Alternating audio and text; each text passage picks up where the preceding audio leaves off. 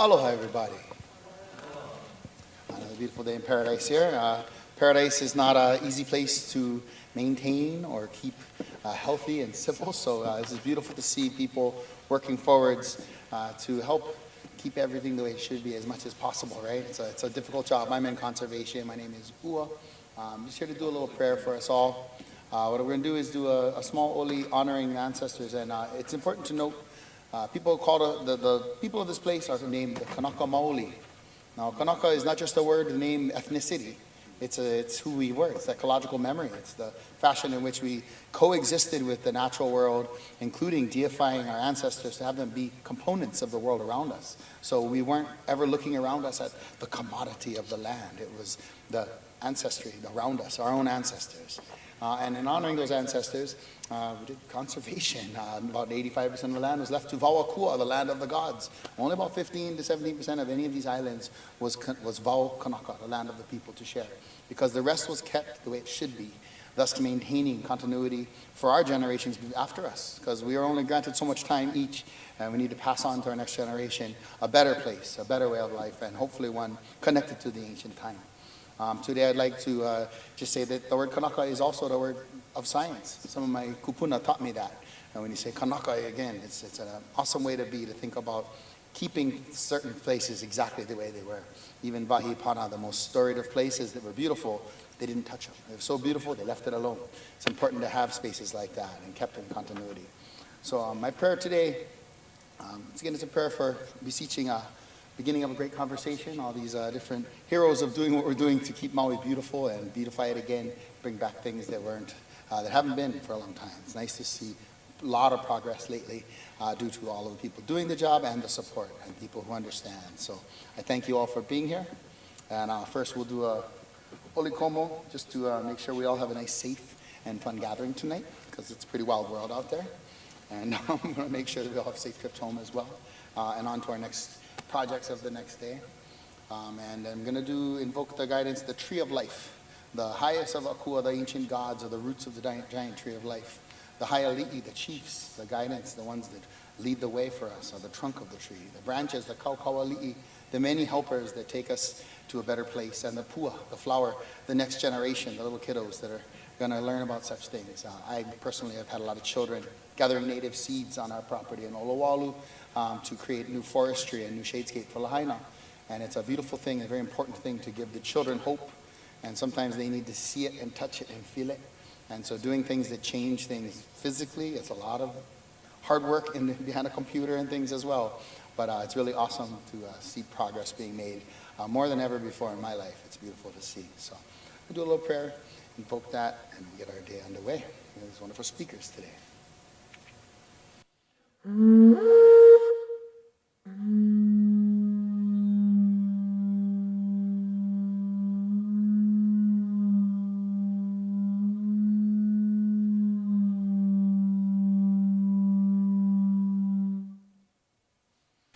Kauka holo ki ahi manu o la'a.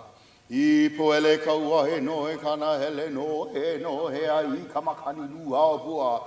He puoni ke kanaka, he mea laha o leo e. Mai kawai hanei, I he ai ke kanaka I kumomalo. E hanai ai hawa I kawa. He ano kaukula o ka leo wale no. A he leo wale no. O nā kumakua paui, hanau I ka poe kalaki ku, ea mai ke kai mai. O nā kumali a paui, hanau I ka poe kalaki ku, ea mai ke kai mai. O nā velawali a paui, hanau I ka poe kalaki ku, ea mai ke kai mai. O nā lalali a paui, hanau I ka poe kalaki ku, ea mai ke kai mai. O nā puali a paui ku, he ola akau. A kaua kani ko o palalau hala, liao maki o le kalo pūpū e.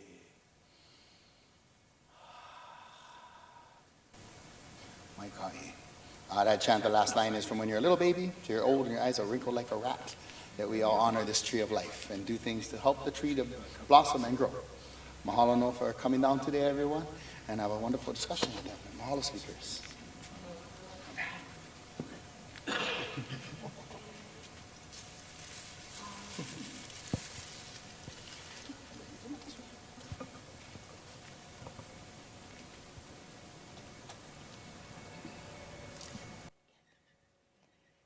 Aloha, everyone. Good evening. Welcome to the Maui Ocean Center. So happy to see all your faces.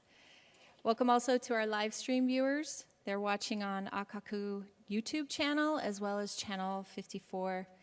My name is Dr. Michelle McLinden, and I am the Environmental Program Specialist with the County of Maui. I'm pleased to see you all here tonight because this is the third event in a speaker series we launched just over a year ago called Sustainability Together, Community-Led Regenerative Action. This series is all about showcasing Maui County communities, however they define themselves, and their grassroots efforts for environmental and cultural regeneration and resilience. Our first event focused on coastal erosion, while the second took us to Molokai, where communities are pioneering community-designed renewable energy systems that truly benefit local residents, including homesteaders. Tonight, in partnership with the Maui Invasive Species Committee and as part of Hawaii Invasive Species Month, we focus on how communities have mobilized and taken a leading role as grassroots guardians, battling a range of invasive species and the threats that come with it. We hope the examples, tools, and resources you learn about tonight inspire you to take action in your own communities and, in turn, help build a more resilient Maui County. To guide us through these discussions, we have an incredible lineup of speakers who will share their experiences and insights. We also have a very special demonstration by Trisha Wilson and Freddie, MISC's Little Fire Ant Detection Dog. Our speakers come from various backgrounds, but share a common goal: protecting Maui County's environment and culture from the threat invasive species pose. I know everyone will have a lot of questions for them, but please hold on to them until the panel discussion at the end. Without further ado, let me welcome and introduce our esteemed speakers. Lissa Strohecker is a public relations and education specialist with the Maui Invasive Species Committee. Originally from Idaho, she holds a degree in biology from Montana State University. She originally wanted to follow in her uncle's footsteps and become a bird nerd and travel the world, but she quickly learned that plants actually hold still while you're trying to figure out what they are, and besides, nothing else in the world compares to Hawaii. After working in natural resources at Mount Rainier National Park, she moved to Hawaii and landed on the Myconia field crew in Hana. She's worked for MISC for 20 years, in the field, in classrooms, and with the community. She still considers herself a plant person, but has gotten better at identifying birds. Thank you so much for being here, Lissa.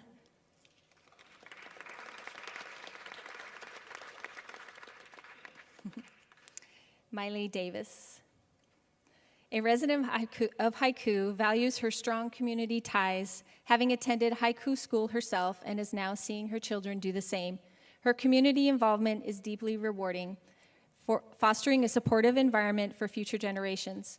Believing in the power of networking, Maile actively participates in various community groups, school boards, and other local organizations, continually working to strengthen and enrich the community she calls home.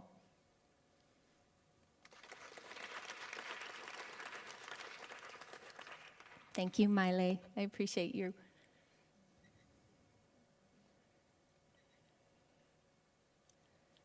Sara Tekula has a resume that reads like a choose-your-own-adventure book. She's been a business faculty member at the University of Hawaii, more than dabbled in creative media production, and even has ventured into conservation program development. Currently, she's the founding executive director of the Kula Community Watershed Alliance and co-founder and vice president of Hāmākua Biochar. If there's a hat, she's worn it and probably made it sustainable too. Thank you, Sara.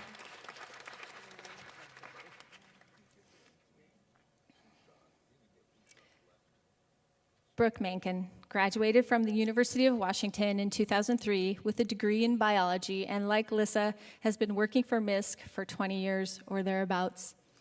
Known for his award-winning mustache, he was once dubbed the Planet Sniper by Sir David Attenborough himself. Plant. Oh, well, planet would be cool too. Is it really true? Did he call you that? Wow. Okay. Very, very impressive. Currently, Brooke and his mustache, although probably smaller than it was back in the day, coordinate the invasive ant program. He also serves as MISC's GIS specialist. And I think it's really impressive that we have on this panel, in these presentations, over 40 years of combined experience and dedication to one organization. It's pretty amazing. Before I pass the floor to Lissa, let's give all of our speakers a big hand of applause.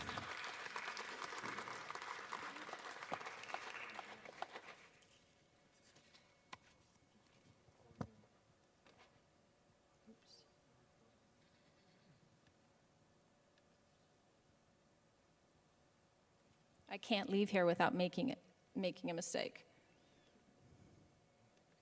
There we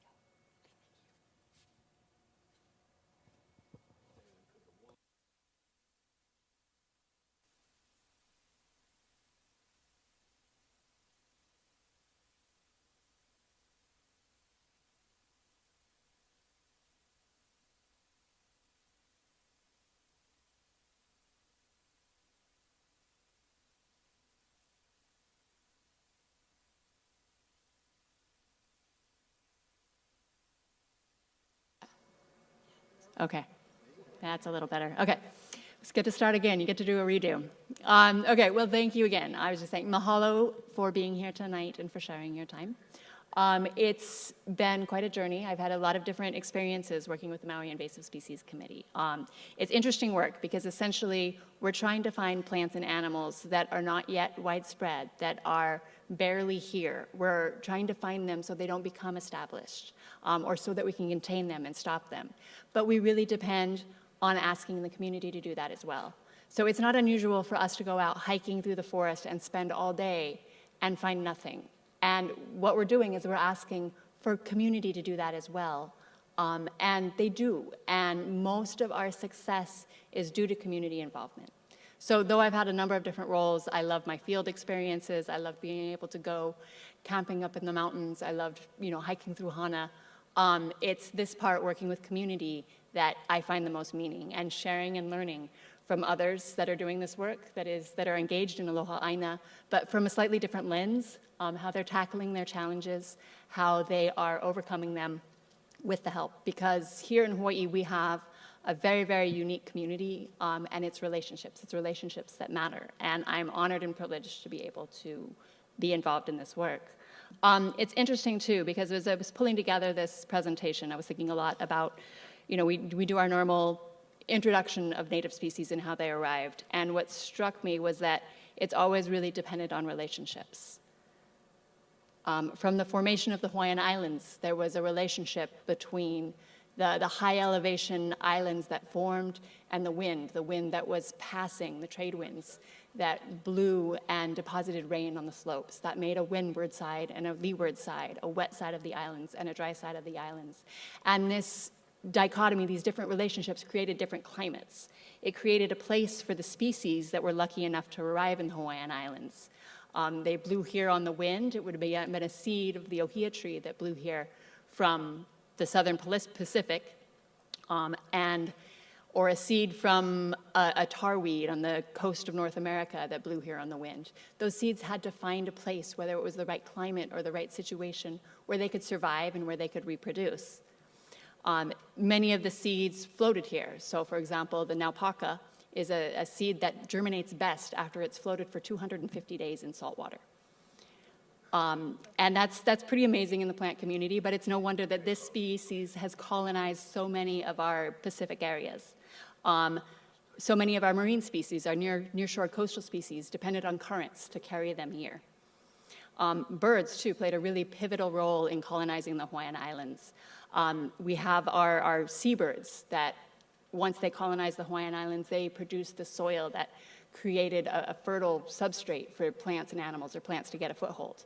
Our Kula, our golden plover, traveling back and forth between the Pacific, migrating, it carried with it seeds in its bellies or seeds in its feet that then became the ancestors of so many of the plants and animals here in Hawaii. They had to overcome huge obstacles. Hawaii is the most isolated place in the world. It's 2,500 miles to the nearest landmass. And they really didn't have that long to arrive. If you look at the geologic history, dinosaurs were long extinct. So it's only really been 28 million years, which sounds like a long time, but that's just a tiny fraction of the time of that the Hawaiian Islands had to be colonized. These species arrived at a very slow rate. It averaged one species every 2,000 to 5,000 years. But because these species arrived so slowly, they found these different ecosystems, these different niches where they could adapt and survive. It might have been a slightly different climate here, something different here. They also depended on the species that came before them. So there had to be food resources, there had to be pollination, there had to be habitat, there had to be something that helped them survive, and they in turn helped something else survive. So many of our native species, it's this very diverse range, amazing adaptations, and a lot of them benefit each other. So the beak of one bird, a forest bird, is shaped to match the shape of a flower. Many of these species lost their defenses because there were no predators. There's not a lot of predator-prey relationships in the Hawaiian Islands, save for the carnivorous caterpillar who evolved to eat little tiny insects. So things happened really strange and really unique. And it's a strange mix as well because notably absent are mammals. So the only mammals that could arrive in Hawaii were those that could fly here or swim here. So the Hawaiian hoary bat or the monk seal. So it was really just a magical land of birds and plants and insects and spiders that ballooned here, carried on the wind. So very, very different than any place else in the world. But that ecosystem worked in part because of the relationships between these species. And so while the ocean may have created a barrier for terrestrial species to arrive, it also provided a pathway for humans. So when the first Polynesians came to Hawaii, they came with canoes, and they brought with them the species they needed to survive. We call these our canoe plants. These are introduced species that the Hawaiians depended on to survive. They spread throughout the Hawaiian Islands.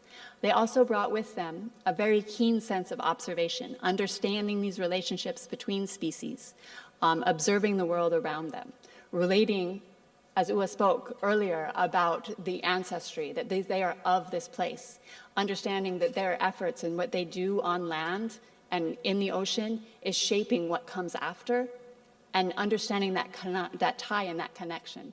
It's pretty amazing. I grew up, my family camped, and we did a lot of stuff outside, but I think I was 9 or 10 before I actually paid attention to birds.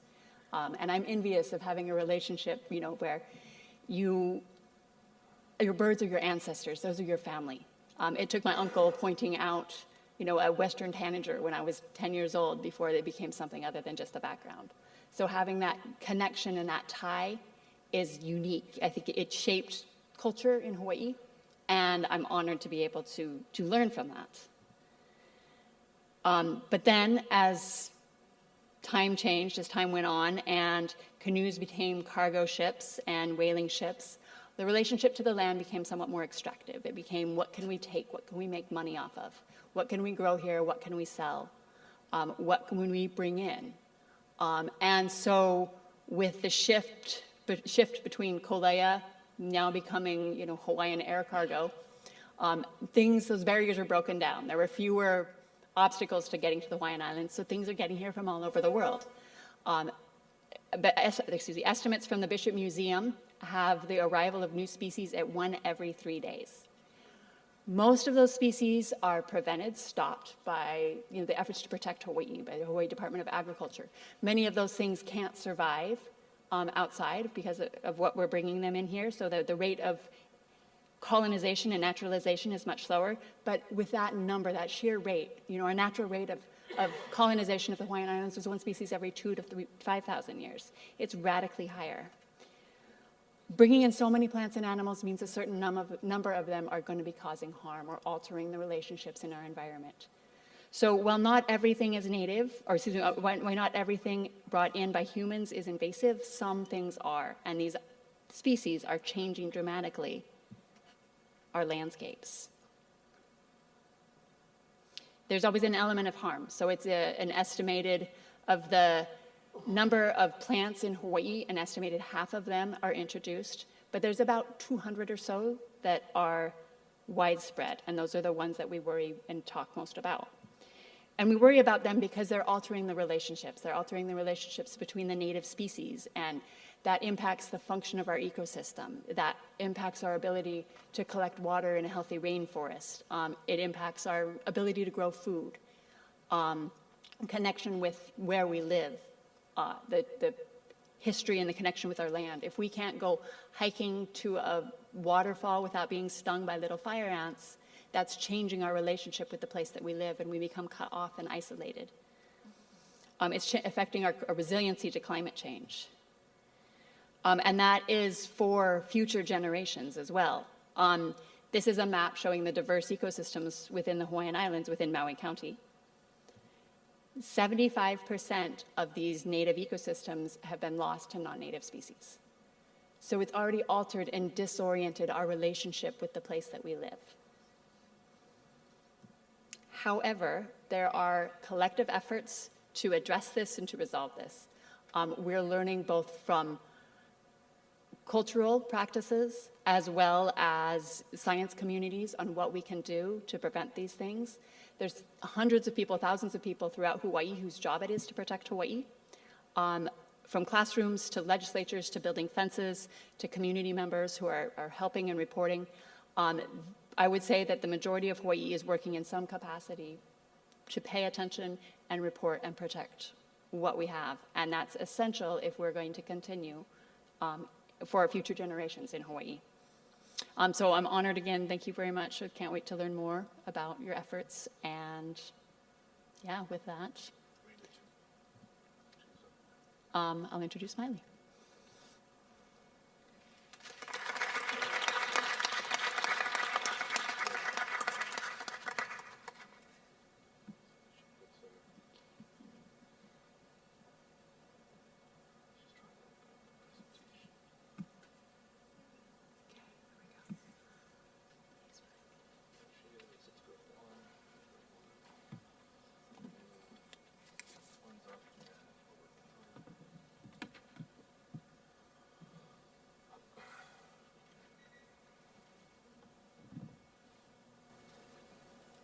Okay. Hi, my name is Maile. I'm here with Hāmākua, Mālama Hāmākua Maui, and we are a part of the Hāmākua Open Space Preserve. Sorry, I have two computers, so just bear with me for a second. I want to thank everybody who's put this on. I'm really happy to be here today, both for Mālama Hāmākua Maui and my own personal growth journey. I really pride myself on being good on one-on-one and emails, so speaking to a crowd is a little bit different. So I'm pushing out of my comfort zone, but that's how we grow. As we go through this presentation, I'm going to start from the beginning of our group as a whole because it was so community-led. It was part of our challenges as a whole. So not only invasive species, but how we define community and how we create community.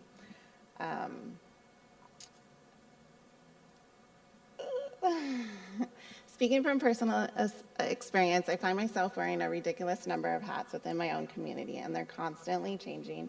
While this might sound overwhelming, it's actually quite empowering because it allows me to continuously grow and connect communities within each other. And community is a living, breathing entity. On the flip side, however, my poor children often find themselves at a loss when asked exactly what it is I do. Their responses range from a defeated, I have no idea, to a resigned, she works in the community. But I find that a benefit because then it allows me to really connect with all the different types of community that we have on Maui.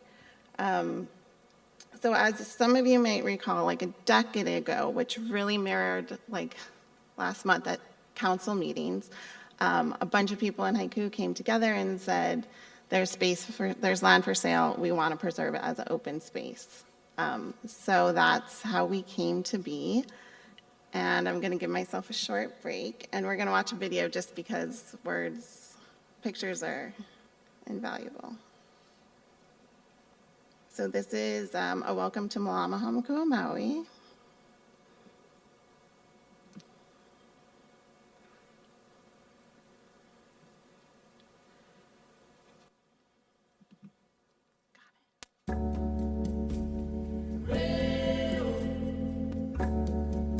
There is a sacred land on Maui's north shore, Hāmākua coast, overlooking the best big waves on earth, Pua'a, neglected for years, until Mālama Hāmākua Maui became the guardians of this land. A lot has been done since to protect and restore this Hawaiian land. A lot is left to be done. Come join the community. Be part of the movement. Together, we Mālama.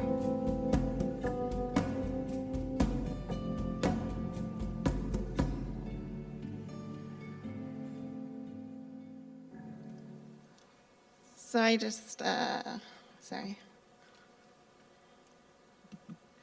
wanted to give you a visual of where I am talking about and what the challenges that we're facing. I also, just as a side note, want to clear up some confusion about the name of the surf break. Everybody calls it Pua'a, but as we're trying to go back to real Hawaiian names, we actually are not in Pua'a. We are in the ahupua'a of Kuiaha and Kapuna. Thought that was important to mention as we talk about where we are. So, as I mentioned, in 2015, the community came together, really petitioned to save this land, and were able to do that successfully, 270 acres. It used to be pineapple fields, but it also has stunning gulches, streams, and oceanside cliffs. I remember taking my daughter, who was in middle school, to speak for the first time at the county council, really trying to help everybody speak their mind on what needs to be preserved and why. I live right next door to it. I can hear the waves and also have direct lineal ties to the area. So full circle, now I'm working for them. As this is a community thing, I just think that it needed to be mentioned that when our community rallies together, it can be really inspiring and really powerful. Over time, we managed to even save more land, so this open space preserve is actually 316 acres in total. 316 and a half acres, sorry. So this is the County of Maui, Hāmākua Open Space Preserve. And it was kind of a new idea for the county, and they didn't quite know what to do with it. So a bunch of people who had protested and testified to buying this came together and formed a nonprofit. And here I am today.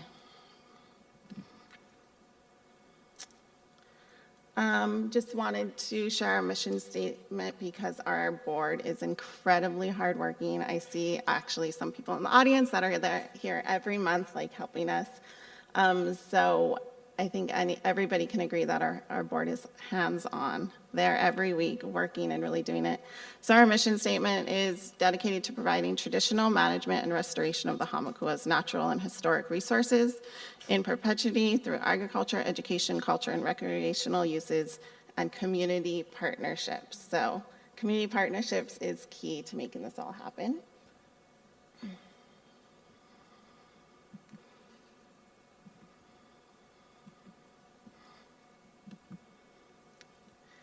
And then just a photo of us working together as a community. I loved when they asked me to speak, they were very open to what is community. Because community can mean so many things, and I know I keep saying it, but breaking it down, what does it mean to us? Because there's so many ways you can define a community. So it's not a word that we toss around lightly, but it's the heart and soul of who we are and what we do, especially as we move throughout different groups.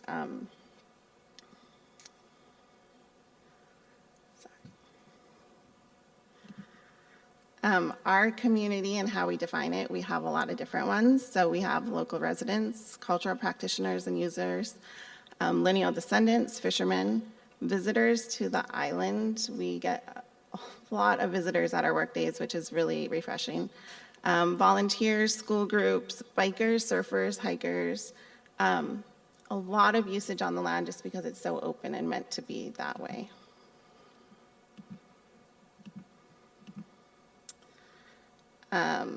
And then just an example of our work day and the amount of people who come out, and also Steve is our volunteer hero. He's actually here in the audience, so thank you, Steve. So people who come out and really help define who our community is. And then as seen as the video, this is what we're doing, just a before and after picture of the same exact space and what can happen with change. I'm gonna give myself a break and do a short video again.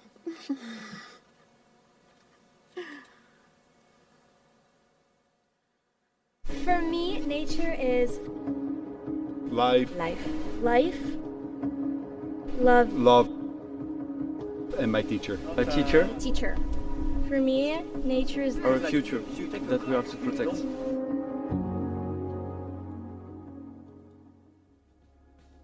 Mālama Hāmākua, which is like a group that wants to manage this whole land. It's a group of Native Hawaiians and other people.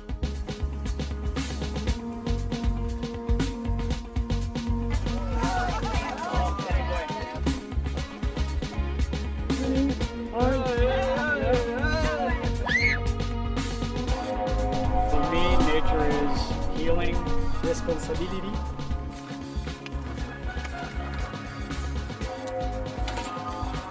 We're having another team that's going to be doing weeding, raking.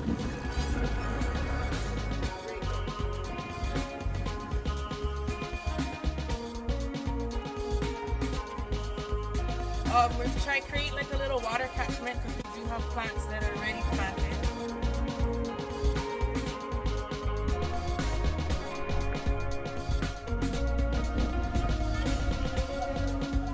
And then we're going to be creating compost bins with our all our pallets here. Beautiful day. Yes, it's a beautiful day. Thanks for all your guys' help. For me, nature is Respect. So for the Hawaiians, from the mountain to the sea.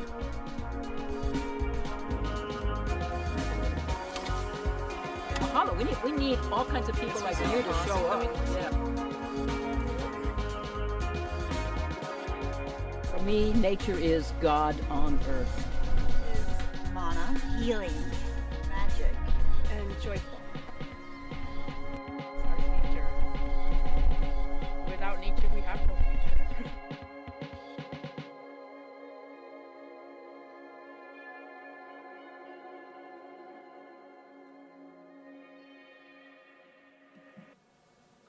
Okay, so you might be wondering, like, why does she keep talking about Mālama Hāmākua and no invasive species? Simply because I want to show you those videos because it's used as a dumping site and everybody's bringing everything in, and it's a vehicle of invasive species, right? So frogs hide in yard waste, little ants hide in everything, as I'm sure we're going to find out later. I am not an expert on any type of invasive species, but I am in community and community rallying and getting the community involved. So we do monthly work days, and our goal is to clean up the air so that people stop bringing in trash, which moves this coqui frog throughout the island, right? So I'm sorry, specifically speaking of coqui frogs tonight. So we worked with a lot of different groups, and then as we started to enjoy the area and stay out later and later, we heard coqui frogs. So as this is a county space, nobody really lives there, nobody's there at night, and we thought, okay, this is our next area that we need to work on. So I contacted MISC and said, hey, could you guys come out and help us with these coqui frogs? And of course, but we have a crew of 2 or 3 people, and I was like, oh, well, that's not gonna work. We have acres and acres. So I asked if we could do a volunteer group, which was really unique, I think, for MISC, and they'll correct me if I'm wrong, but because we're on county space, we can invite everybody and anybody to work with us. So that was really exciting and a new thing that we were able to do instead of them just working at people's residence.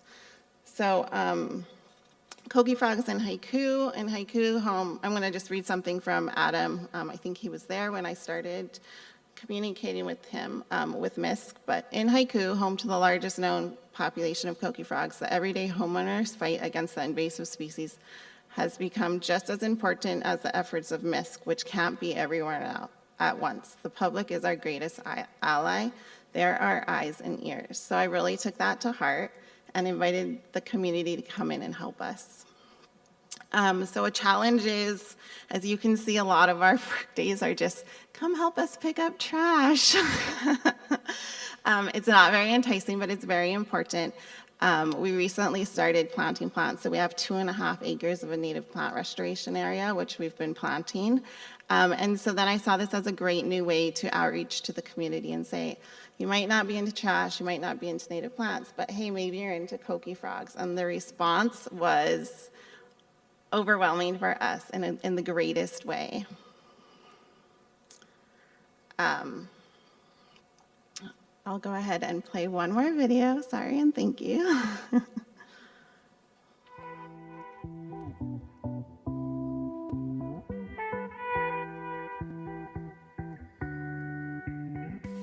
I'm Nalu, and I work with Maui Invasive Species Committee.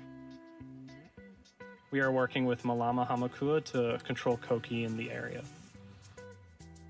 The koki frog is a small tree frog from Puerto Rico that was introduced to Hawaii. It's about this small. So the biggest thing is the disruption to the people and to the land. The noise is very irritating.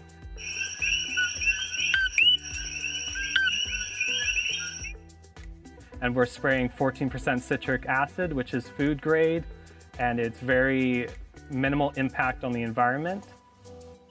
Hi, my name's Otis. I'm part of the Maui Huliao leadership group. Hi, my name is Sunny, and I came to help with the invasive koki frog species to help MISC. With all the volunteers and trucks, and it was super interesting. And it was super fun with the Mālama Hāmākua, Maui.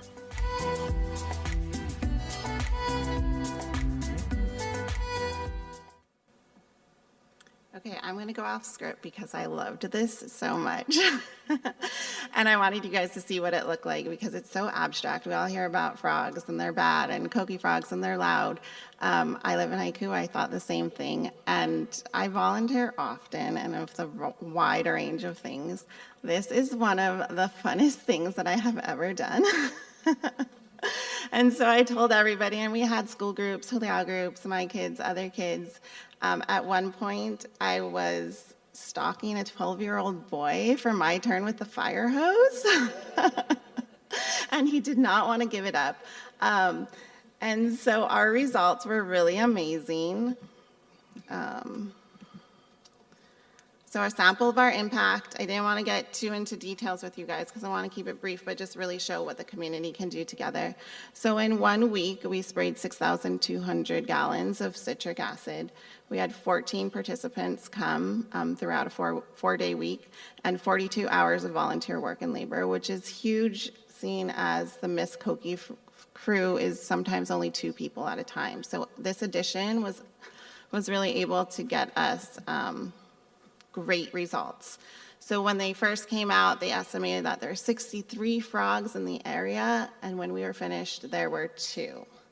And Nalu became my best friend, and I asked him everything and anything about how koki frogs work, and I was so excited to learn so many different things, and I think that really everybody who came out and volunteered with us learned a lot too. It was a way for MIST to interact in a larger community. Some were residents who came out wanting to preemptively know more about frogs, and as the frogs keep moving forward, they wanted to be ready if and when they came to the neighborhood. They wanted to hold that line of frogs in Haiku so they don't expand, and also just be with the community and connect. We had some visitors, some residents, and one woman who came out who was a vegetarian and didn't want to kill things, and she ended up really having a great time. I don't know if I'm supposed to say that, but she loved the fire hose too.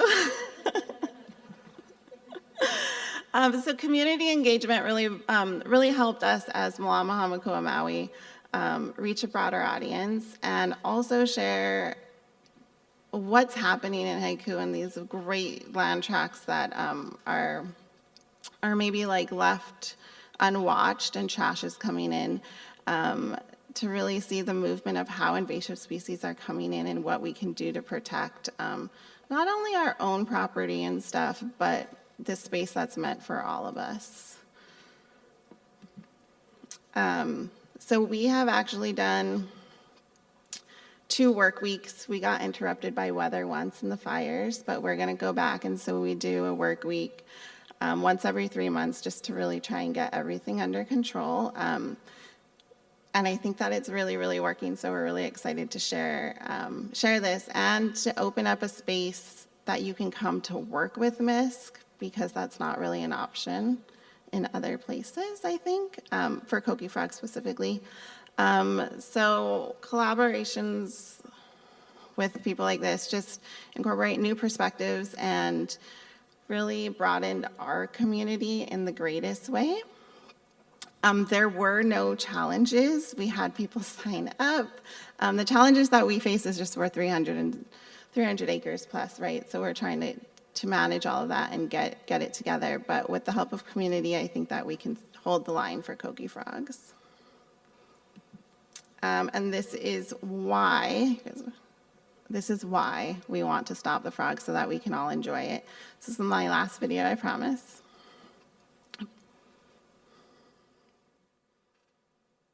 Yeah, we do pick up trash all the time because it's so much nicer to ride with no trash.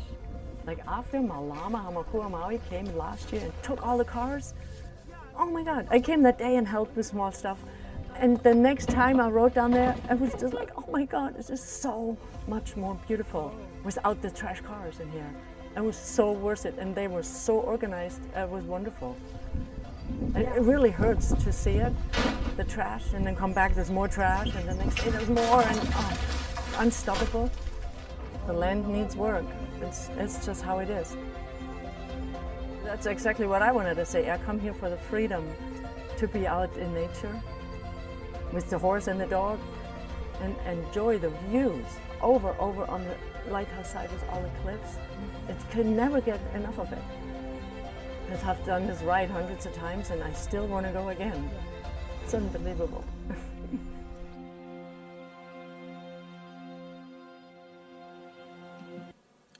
So I think the takeaway is that I really wanted you guys to see the beauty of the place, and with all the work that we're doing in restoration and cleanups, if we don't all work together with organizations like MISC, it can be beautiful and it can be full of fire ants or not enjoyable to go out at night because of the Koki frogs. So we thank them for their coordination and the time that they gave us to share tonight. Thank you.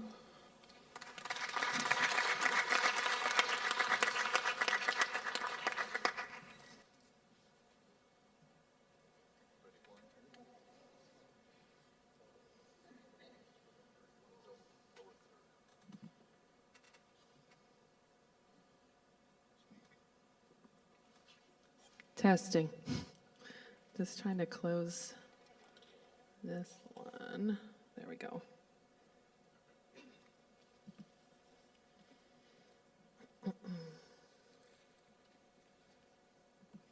Oh.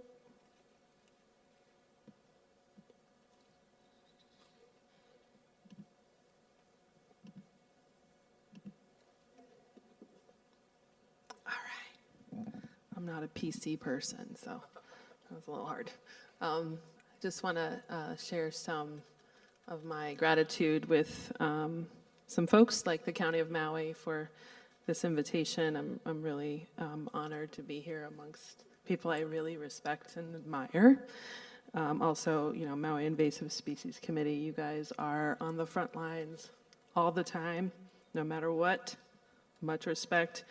Also, my neighbors, the fire survivors of Kula, our neighborhood council, who leads the Kula Community Watershed Alliance and strategy and decision-making, and our advisory board, who lends so much expertise to what we do. Also, my husband and true partner in all kinds of ways, Joe Imhoff of Skyline Conservation, who is also a big part of the Alliance, and he's homesick today, so I want to say also to my son, Henry, he's with us every step of the way, sometimes not his choice, but he's learning and absorbing everything we're doing. So I just want to honor all of those folks who make my work possible. So this is, I'm going to harken back to Lissa's slides, but really quick, and I actually like your slides better because it includes the wetlands. You know, this is pre-contact. We have all of these diverse ecosystems. Each of these come with their own unique species of plant, animal, flora, fauna. And what we have left is very, very limited. And I want you to look closely at those white areas on the map and just make a mental picture, because it'll come back around in a moment. So the Kula Community Watershed Alliance is, our battle is with primarily the Australian black wattle tree. So I want to just share a little bit about that tree. This tree, alongside eucalyptus and some conifers species, are filling all of the gaps in upcountry Maui, former ranch land that may have, changed hands or changed management. We, have issues with all of these trees, and eucalyptus, conifer, and black wattle did not get here by accident. Did not go on wind, water, wings. Humans brought these species here, all part of forestry experiments of the U.S. government. And so now those are spreading all throughout private land in upcountry Maui. Wattle in particular grows very, very fast. It is native to a very arid part of Australia. And so it really wants to find water wherever it is. That's what it evolved to do. And so when you put it in a wet place, it's really happy. So in the tropics, it's prolific. It also comes from a place where fire is a normal part of the ecological cycle. So it's actually fire adapted. The seeds of a black wattle more readily sprout or germinate after fire. And so this is what was filling the areas of Kula before the August fires. Stands that look like this. You can't walk through that. Nothing else can grow there. And it's wall-to-wall wattle. And I think, unfortunately, if I go back to this slide here, it's been like this for a while. And so you can imagine people being born on Maui, and this is what they know of Maui. My background is in human psychology, and I love that, to study the connections between humans and nature. But if you're born into something and you don't know anything about what was here before, you're not going to feel the need to change anything. And you might not notice anything is wrong. But things are really wrong. And, the communities in Kula, you have homes, full housing developments, right alongside huge fire hazards with the wattle trees. Eucalyptus is the same, conifers are the same. They don't let anything else grow near or on them, and they suck a lot of the water out of the landscape. With wattle, they're actually transpiring that water at an alarming rate. So they are known, when they escape their native habitat, they are known for drying up stream beds. Here's a parcel of land for sale in Kula right now, filled with wattle with a small area cleared for a house site. You can only imagine that somebody will go, probably from somewhere else, buys this land and builds a house and thinks, cool, we have a forest in the backyard. And that's about it. So cut to August 2023, and we're experiencing severe drought. We have a Category 4 hurricane passing by us. And I don't know if you noticed, all the attention goes to the hurricane. But look directly opposite the hurricane, north. That is what's called an anticyclone. And that is like the doldrums, right? There's no wind, no nothing going on in there. And you have that combination, and what happened is the hurricane actually sucked the moisture out of the land as it was approaching Maui. I know of some pretty great observational land managers who said that leading up to the fire. They said, it's like the moisture is just being sucked out of all my plants. So what does that result in? Fires in all the areas that have no longer any native habitat. We're going to focus in on the Kula fire for a moment. There's wattle burning.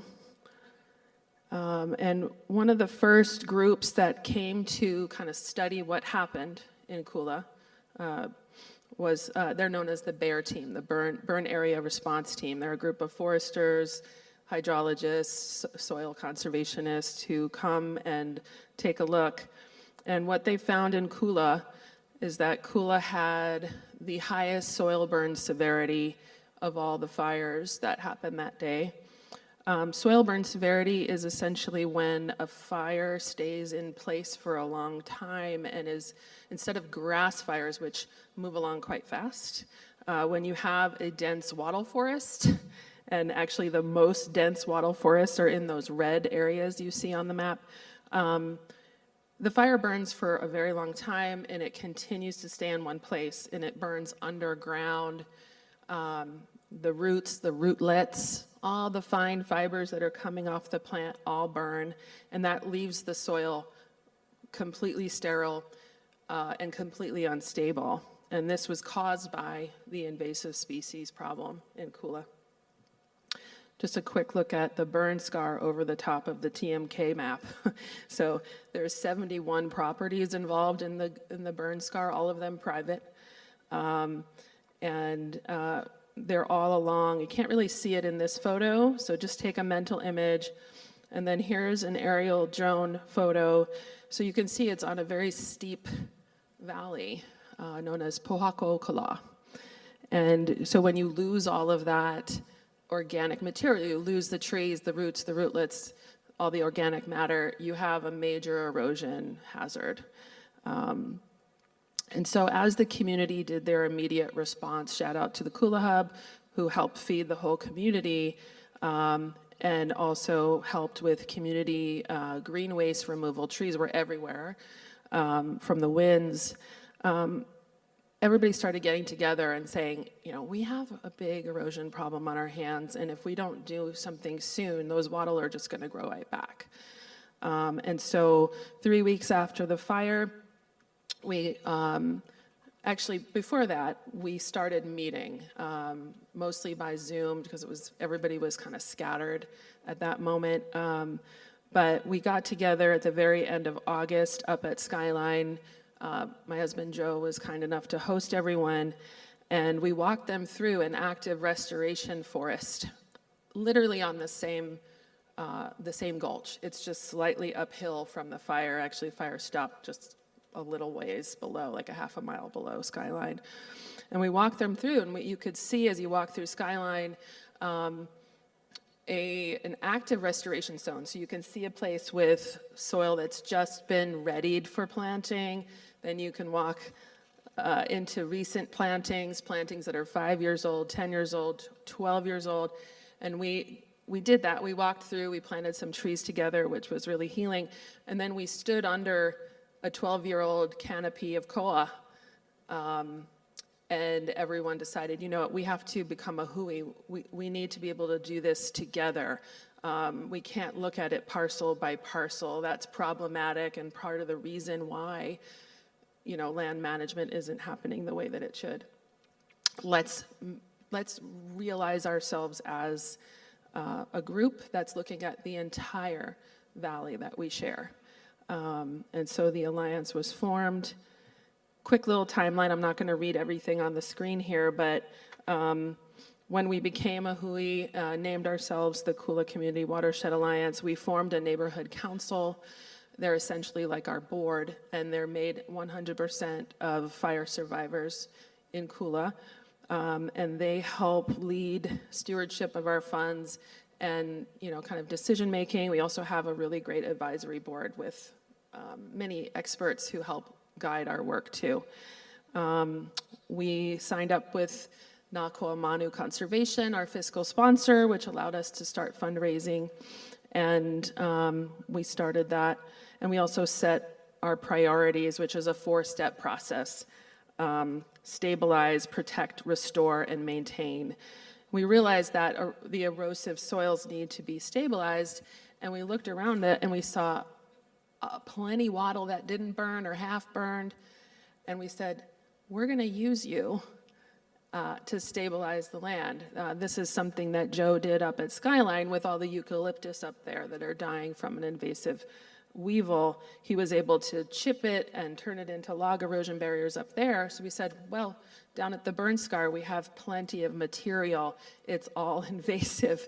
Let's remove it from the landscape because it's a hazard, but rather than shipping it down to green waste, let's keep it here. And actually during those early days of the green waste cleanup that, that just sort of spontaneously started happening in the community, Joe and I showed up and we're like, don't take that away. Like people were hauling away all this wood. We're like, that is actually really useful. And so we're actually using the woody material that is hazardous, making it non-hazardous, and actually trying to solve the problem with it. Why restoration? Well, it turns out that restoring native forests is a key to fire control. Our native forests are very friendly to mosses, lichens. They hold water everywhere you can think of. They're sponges. If you've ever been up into the Waikamoe, you can squeeze some lichen on a tree and fill up your cup of water with it. And so if we can return the native species to the landscape, it will actually be a lot less of a fire hazard in that area. And also, I'm a big fan of reoccupying the land with native species just because that's the ecological identity of this place. We're not Australia, although there's Australian species and African species everywhere. This is so unique here. Why wipe it out or change it?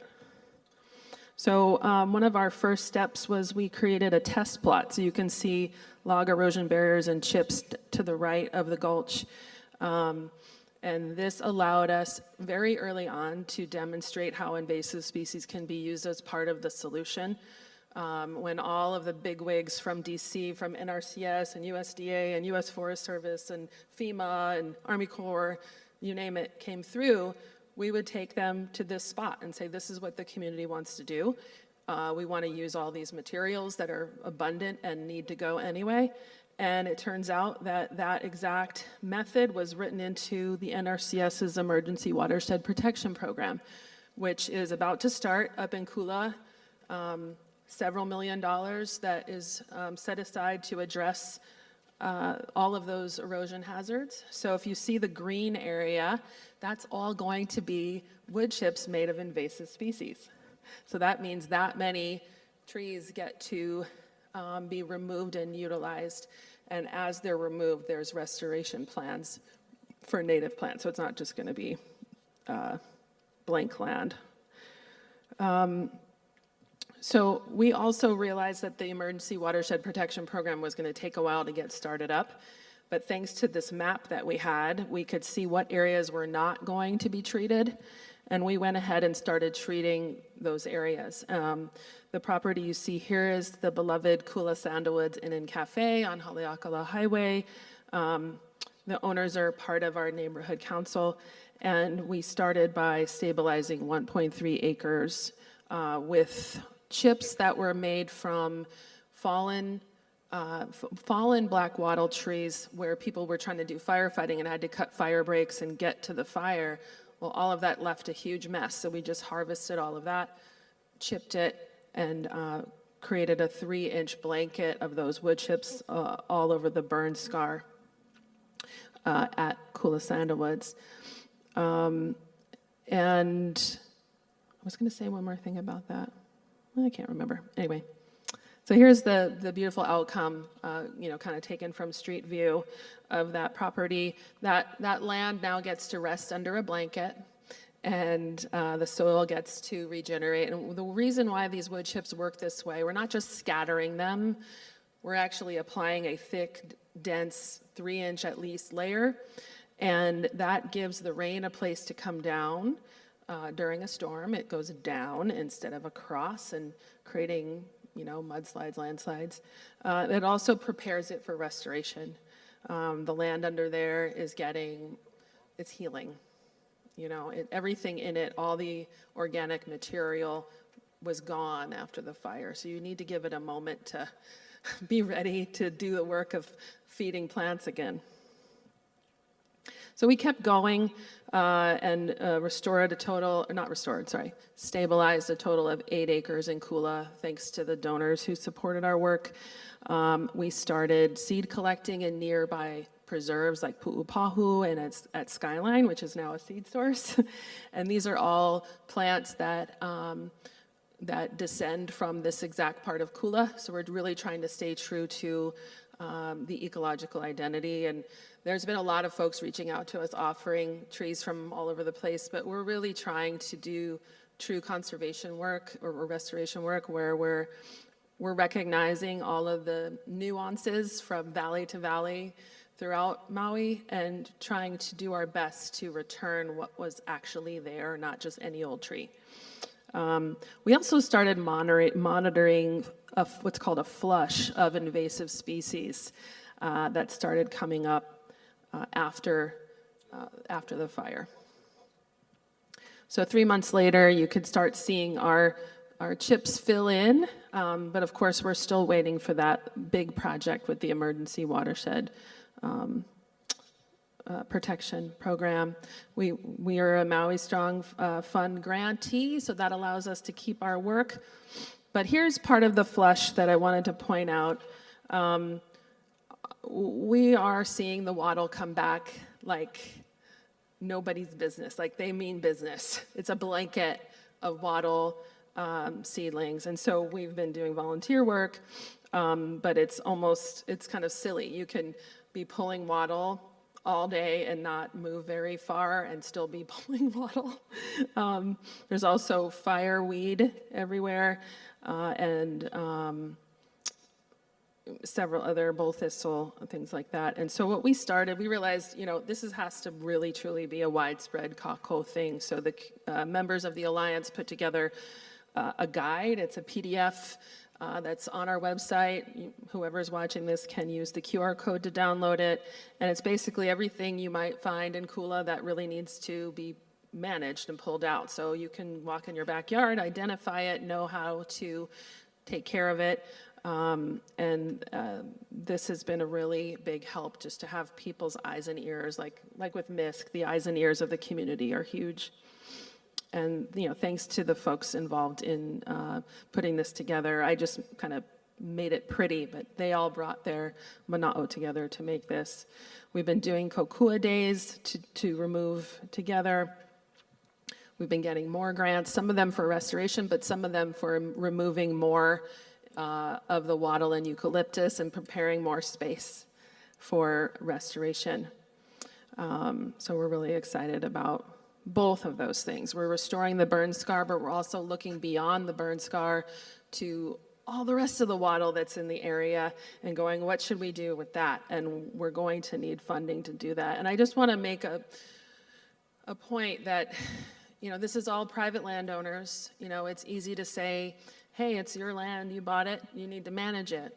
But this is a problem that was started years and years ago by the US government. And so I'm very happy to turn to the US government and say, hi, US Forest Service, would you like to fund this? or in partnership with the landowners? And thankfully, they've been saying yes to that. I think because the problem has gotten so out of control. And a lot of these folks who own a property in the area, it's very expensive to live here and maintain just your house and your immediate yard, to take care of the gulch below your house. Do they know how to rappel? Do they, a lot of it's out of reach for the average landowner. And so there needs to be a partnership with public funding and private nonprofits to try to make it more doable, or else we'll just kind of be at a standstill and nothing will happen. And the do-nothing approach is not acceptable because that's what fueled the fire. So coming up for us, I forgot to mention, we're building a native plant nursery in Kula for those plants that have that ecological identity to the place, and that will help, kind of generate the resilience we need in Kula with the correct species that we'll need to plant there. We started some professional invasive plant removal this week because we realized we're going to lose the race against the wattle, and we're still waiting for the Emergency Watershed Protection Program to begin. So if we have, for example, a 6-inch tall wattle tree and we add 3 inches of wood chips, that's feeding the wattle tree. So we don't want to do that. So we actually have to go in and really remove them before the chips come. So we're also in a little bit of a holding pattern because we'll need to fence to keep out other invasive species from our planted area, namely the axis deer.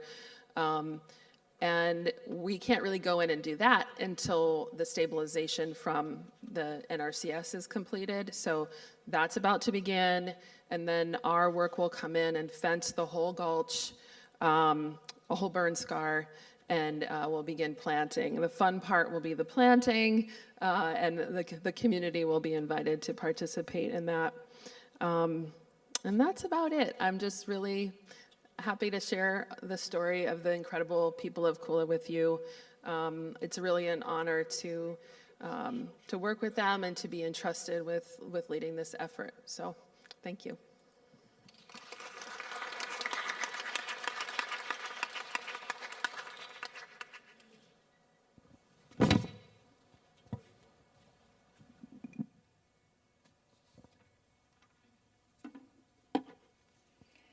Mahalo to all of our speakers. Let's give them another round of applause.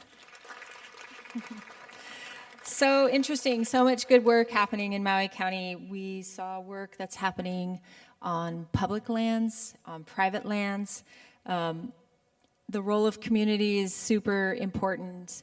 That's the unifying factor. That's what makes a lot of work happen. And that work needs to be contextual. It needs to be based on local values. It needs to be based on what communities envision, what communities value, rather than a top-down process coming from somewhere else.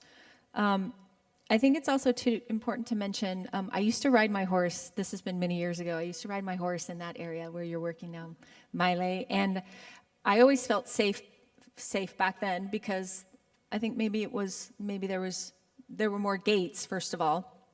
But I think it's important to mention that the work that you're doing is also a safety issue, right? People can go out and see these, we can go out and enjoy these areas, but it's important that we can enjoy them and be safe. So I appreciate all of the work everyone has done. Thank you very much. So now we have a break. We've got about a 40-minute break.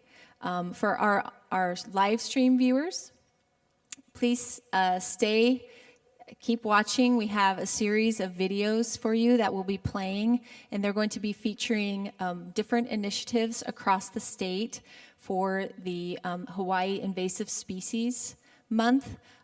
For our in-house participants, I welcome you to imbibe in more of the Maui juice and also help yourselves to the Niu Life Kitchen pupu.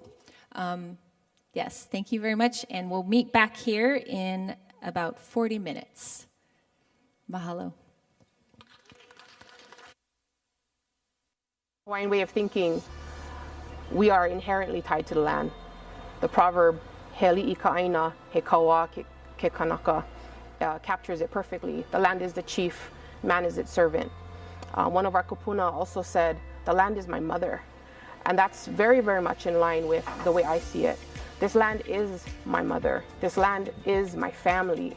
And I can't rest knowing that I could be doing something to help make her healthier, to help ensure that she will be able to provide a home and sustenance and an environment for my children and my children's children and generations to come. My name's Carolyn Alviloa. I'm the State Grazing Land Management Specialist for the USDA Natural Resources Conservation Service. I've worked with the agency for 22 years. Part of my role is helping to raise awareness of the importance of biosecurity to the future of agriculture in Hawaii, because ultimately we all bear the cost of invasive species. Invasive species have such a disastrous effect to our lands, in particular our agricultural productive lands. One invasive species can really be a game changer. One perfect example is the two-line spittlebug. The two-line spittlebug is a little bug about the size of my pinky nail, and it's wreaking havoc on hundreds of thousands of acres now on the Big Island. It's completely decimating the forage base of many, many ranchers, and so much of our entire cattle industry relies on grass in Hawaii. We don't have a grain base. We don't have ready access to supplemental feed. So all of our livestock industry really relies on grass. The two-line spittlebug damages kikuyu grass, which is one of the most important forage grasses to the state. Invasive species management is important to me because of the effect that invasive species have on the health of our land in Hawaii. The health of the land in Hawaii should be important to all of us. If the land isn't healthy, we won't have a future here. We can all help in the battle against invasive species. It's really important that we recognize and appreciate just how fragile Hawaii's environment is. Our ecosystems are so vulnerable. We aren't like the rest of the world. We're really special, and we really need to protect the things that make Hawaii unique. I think having that awareness enables everybody to help to protect this land, help to keep it as healthy as we can.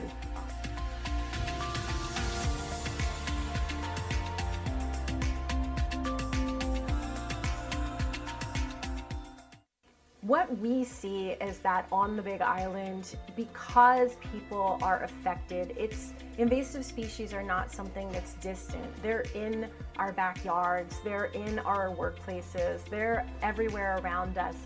What's really important is that everyone is a part of this effort. Everyone is a part of trying to prevent new invasive species from coming in, to manage the invasive species that are here, to teach each other about rat lungworm disease and how to prevent it, to teach each other about the proper way to use pesticides so that we're not poisoning our environment.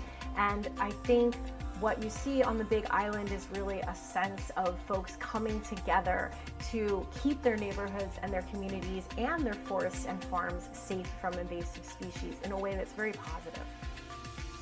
I'm Franny Kinslow Brewer, and I'm the Communications Director for Big Island Invasive Species Committee. Well, as its name implies, the Big Island is very big. All of the main Hawaiian islands could fit within the borders of our island. So when we're doing this work, when we have so many invasive species, we have 50 of the world's 100 worst invasive species as designated by the International Union for the Conservation of Nature. So with that level of threat on our island, it's really important for us to engage the community and have the community be part of this network that's trying to restore the health of our island. We need fresh water, we need fresh air. And when you have invasive species coming into an ecosystem or coming into a neighborhood, as we have here on the Big Island, it's really important that people have the tools that they need in order to maintain that health in their community and fight back against those invasive species. The Big Island Invasive Species Committee is a part of the University of Hawaii, but we are a 100% grant-funded program. So it's really key for us that people take advantage of these services so that we can show our grantors that this is something that is in demand. Folks really do want to be part of the fight against invasive species on the Big Island.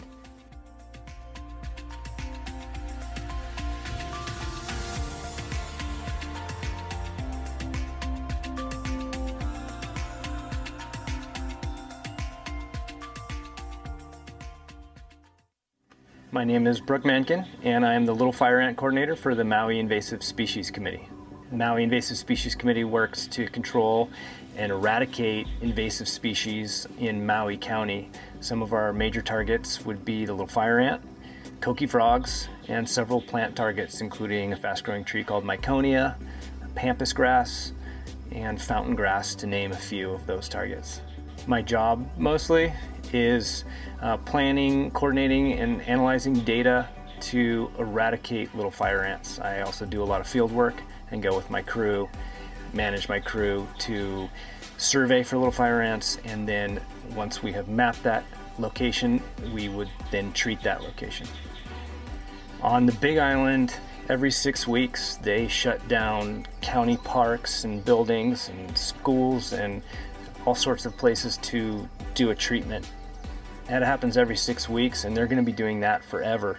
People that live in little fire ant infested areas, they do their own treatments at their own expense every 6 weeks, and they'll again be doing that forever. Here on Maui, we have a chance to eradicate the little fire ants, stop treatment, and live little fire ant free. Nearly all of our infestations have been discovered by the general public, and they've called in and let us know. We come out and we've surveyed and mapped those infestations. So the public plays a critical role in finding little fire ants on Maui. Without people knowing about little fire ants and reporting stinging ants, we wouldn't be able to do what we do. People can also help by letting other people know about it, spreading the information, the word about little fire ants to report stinging ants. You can also survey for little fire ants yourself. If you suspect that you have them where you play or live, you can take a little bit of peanut butter on a stick and put it out for about 45 minutes in a shaded area. And when you come back to that stick, if there's little fire ants there, they will be all over that stick. You can put it in a little Ziploc bag, freeze it, call us, and get that sample to us, and we will get it identified.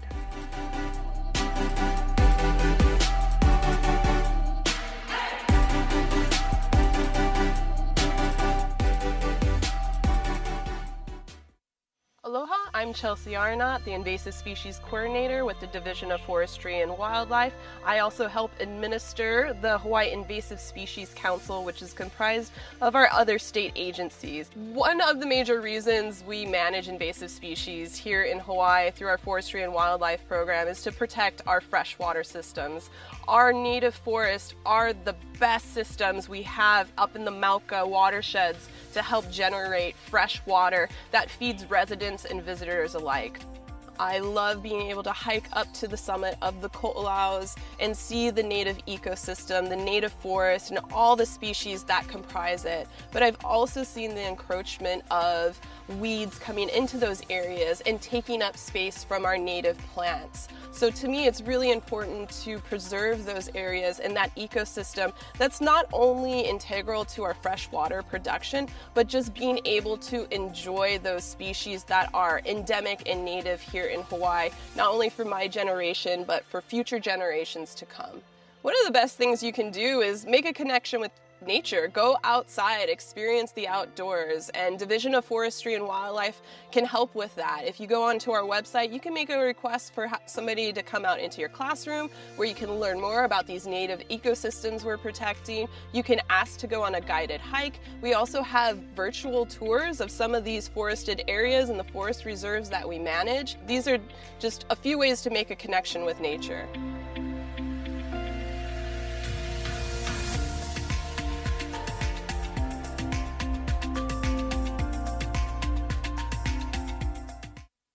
My name is Ekolu Lindsay. We are at Kipuka Oluwalu, part of the Oluwalu Cultural Reserve. And within this space, our mission is to bring people together and integrate them into culture and the environment. Our mission here is to pretty much protect all of our natural and cultural resources. Now, those terms go hand in hand. Culture is nature. When visitors come to volunteer with us, we have two simple goals. First goal is to have fun. Second goal is you leave here learning one thing, and that you take that home with you and share it amongst your friends and your families, and look in your own backyards to see what we can do to make this place a better world. So when they come, we will immerse them in cultural values, cultural processes, and a lot of invasive species removal and plant hydrology, fancy words for you're gonna pull some weeds. So within Kipuka Oluwalu, we have many different things that people will participate in.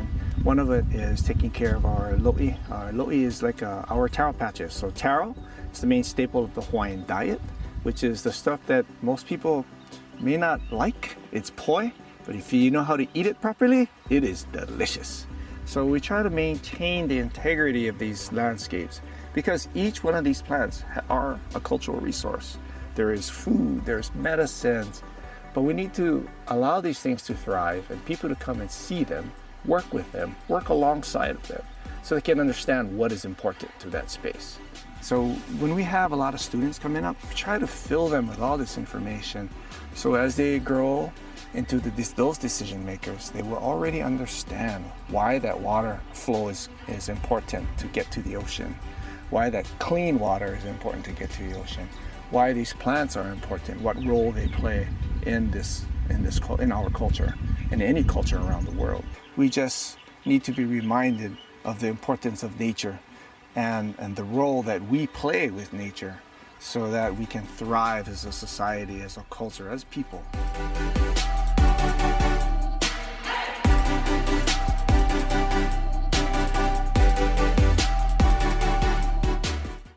Hi, my name is Janice Matsunaga, and I'm a taxonomic entomologist for the Hawaii Department of Agriculture Plant Pest Control Branch. So when I receive a report from 643 Pests, I take a look at the photos that the reporter has sent along with the information they provided. And if it looks like something which may be a new pest to Hawaii, I contact the reporter for additional information and try to do a tentative identification. Also, I will ask them to provide additional specimens so that we can confirm exactly what this species is. So depending on what the species is, if it's an insect pest to plants in agriculture, the Department of Agriculture will go out and do field surveys, or if it's an invasive weed species or a vertebrate species, we'll pass that on to other field crews such as Hawaii Ant Lab or Plant Quarantine Branch or invasive species committees. It really affects me to know that farmers and even homeowners trying to grow their fruits and vegetables have to battle so many invasive pests. One thing the public can do to help is to buy local. Purchasing plants and plant products from outside of the state poses a risk and additional pathways of introducing invasive pests and diseases into our islands. Another thing the public can do to help is to report any odd or invasive pest species which they think may be new to the state. Invasive species are everyone's responsibility. It takes everyone to protect Hawaii.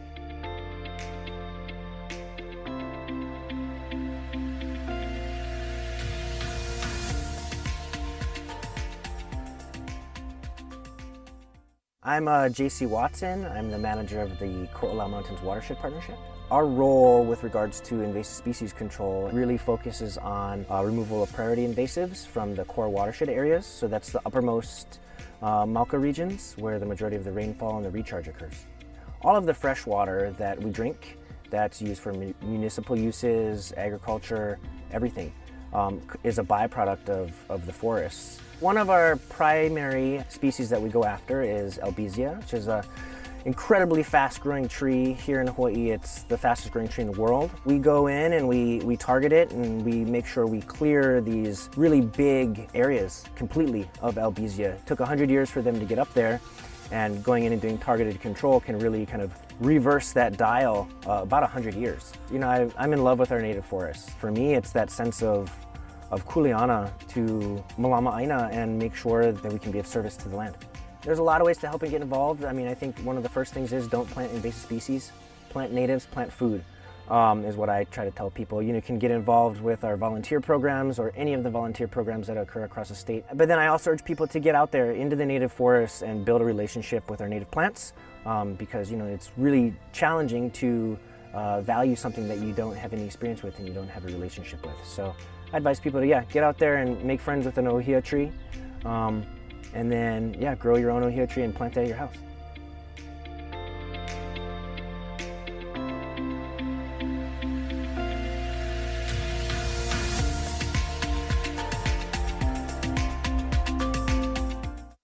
Hello, my name is Cameron Fujimoto. I'm the noxious weed specialist for the Hawaii Department of Agriculture on Hawaii Island.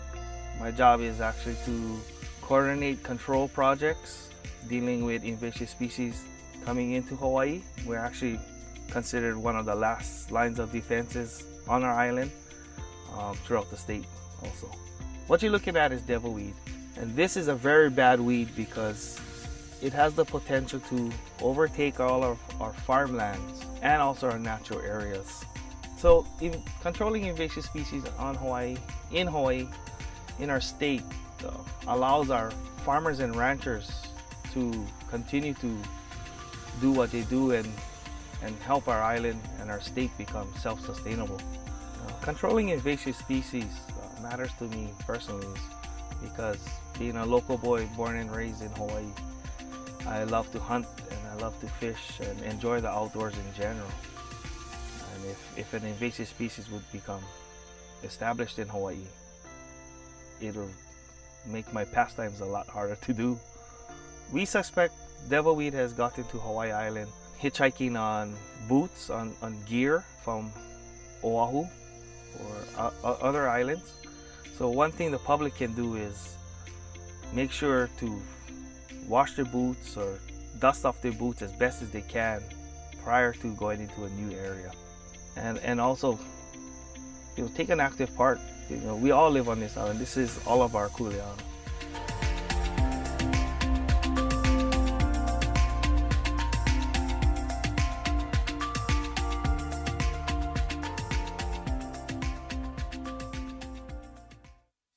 Hey, aloha mai kako. My name is Kavika Winter. I am the director of the He'eia National Estuarine Research Reserve, and the work we do here is to engage in biocultural restoration and restore cultural landscapes, and in the process, we have to get rid of the invasive species that have taken over our islands. So when the community first came here, this whole area was taken over by invasive species, and the wetland over here was taken over by invasive grasses. In the coastal areas of the estuary, it was taken over by invasive mangrove. And so the communities really for the past 20 years has been invested in removing these invasive species and restoring indigenous agroecosystems like these taro patches here or indigenous aquaculture systems out in the coastal area. So as a result of all this invasive species removal, we've been restoring cultural landscapes, restoring indigenous food systems, and our endangered water birds have been coming back. The health of the land affects the health of the ocean. So as we're doing this work and restoring the health and function of these systems on land, it's helping us to address the issues, the problems that we have in the ocean, the water quality, the sedimentation, and the coral reef health. This work is important for Hawaii because it's restoring the Hawaii that once was, the Hawaii we all love, the Hawaii that has been the foundation of Native Hawaiian culture. The work that the community is doing here, it gives us hope for the future because it reminds us that communities do have the power to restore places. And so if you can empower Native Hawaiian communities and local communities to do this work, that's really the pathway forward for the future. If you want to get involved and help us out, there are volunteer opportunities every weekend of the month. At home, you can remove invasive species around your home and plant native species, culturally appropriate species. That'd be awesome.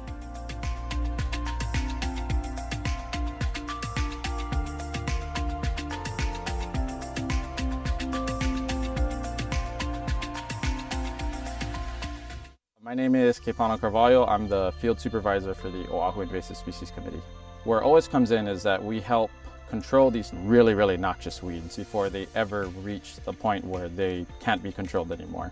One of the things we like to say is that if you've ever seen our target species, that means we're not doing a good enough job, and if you've never seen it, you're welcome. Our work is really important to Hawaii because the work that we do helps control some of these targets that could be noxious for not only our forests and our watershed, but also farming, and then just the quality of life where if you're out in the forest, people come to Hawaii to see Hawaii, and when you come to Hawaii and you see invasive forests everywhere, you're not getting a real good sense of what Hawaii actually is. So the work I do here is important to me personally because I'm from here, I live here, I have a vested interest in taking care of this place that helps take care of me. And what I like to tell people as well is that if you drink water, then you should care about this kind of stuff. As a Hawaiian practitioner too, I receive benefit from the forest, and that's my way to reciprocate and Mālama aina too.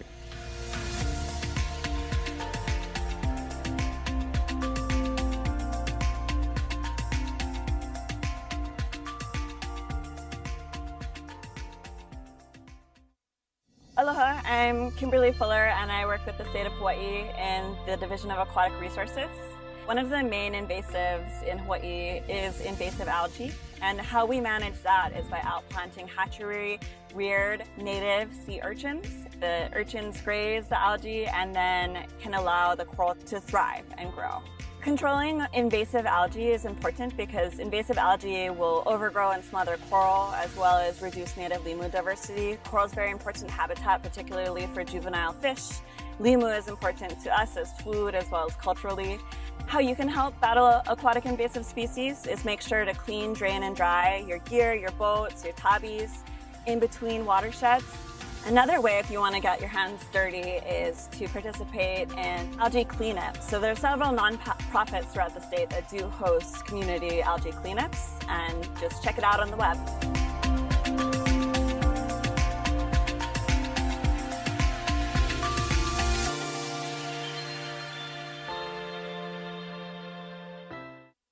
My name is Kimberly Thayer, and I work for the Mauna Kahalavai Watershed Partnership. We are a conservation organization, and our kuleana is to take care of the West Maui Forest Reserve. So it's about 50,000 acres of conservation land all the way around the West Maui Mountains, or as we refer to it, Mauna Kahalavai. So our forested watersheds, particularly our native forests, all across our watersheds are the sponge that soak up all the rainwater and fog drip and cloud moisture that recharge our streams and aquifers. So basically our Mauka forests are the origins of our water supply. And so if we don't have this spongy forest, we don't have all our clean streams, we don't have plentiful aquifers from which we draw all of our fresh water that sustains all of us on island. And then aside from like our water resources, these mountains are home to native species, many of which aren't found anywhere else in Hawaii or anywhere else on the whole entire planet. And it is our kuleana, our responsibility to make sure that they live on forever and ever, so that our keiki and our grandbabies and their keiki and their grandbabies will have like this beautiful, awesome, healthy forest. So for the last 10 years, actually, we've been bringing volunteers up to the trail, first to control strawberry guava, which is one of the planet's most invasive species, and it's one of our worst weeds that we deal with on this mountain. And since we've made good progress with that, we've started doing seed collection and propagation and outplanting native species again to kind of restore the diverse forest that used to be here. Visitors can do lots of things to help with this situation. One very simple thing that everyone can do, so there's a lot of people that go hiking, especially on this trail and on a lot of the state trails around the islands, is to clean your shoes, clean your packs and your clothing before you go hiking, to make sure you're not bringing any hitchhikers, weed seeds up into these areas. Almost everybody has volunteer opportunities all the time, so contact whoever you can find on island, and you can lend a helping hand and get dirty and do the good work.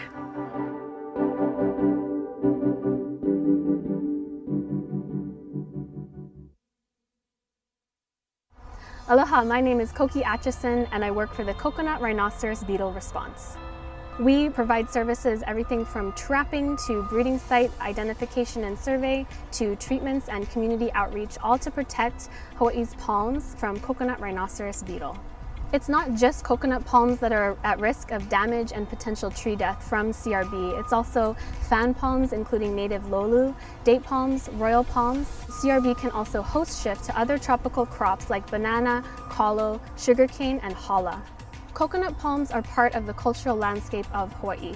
Niu is the tree of life. People that I've met through doing this work with Coconut Rhinoceros Beetle Response rely on their coconut trees as a food source, as part of their farming activities. I've seen the damage that it causes when those trees are lost. Everyone can be involved in stopping the spread and population growth of coconut rhinoceros beetle. You can accept mulch only from local sources and source palm trees from your neighborhood. You can also, if you work with green waste or CRB host material, adopt best management practices. Green waste sanitation is one of the best ways to prevent CRB populations from growing and damaging nearby palms. Another way that anyone from the general public can help stop the spread of coconut rhinoceros beetle is knowing what to look for, what CRB and their larval stages look like, what palm damage looks like, and other signs of their presence in the area. You can collect those specimens and report them through our interagency reporting platform with 643pest.org or by calling 643-PEST.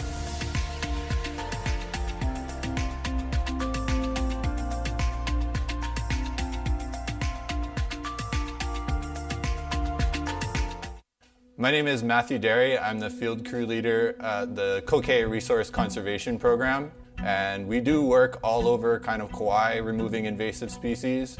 However, we mostly focus in Kokei and the Alakal'i Plateau. Some of the threats to our forests that we deal with are the Australian tree fern, the Himalayan ginger, the strawberry guava. And we mostly remove that as much as we can manually, but we also use some herbicides. Yeah, so a lot of the invasive species were introduced here ornamentally. For example, the Australian tree fern was introduced ornamentally for people to grow in their yards. The most important resource that we get from our forests is the water. And when we have a healthy forest with a canopy, a sub-canopy, the understory, we get that optimal percolation of water down into our aquifers. Our hopes is to eventually see native regeneration. So the areas that we work, we remove the invasive species, and then in comes the native species that were once thriving. The biggest challenge, and I'm pretty sure every conservationist will tell you this, the speed at which a native plant grows compared to the speed at which an invasive plant grows. We have to keep going back and managing to give those native plants the time to come back.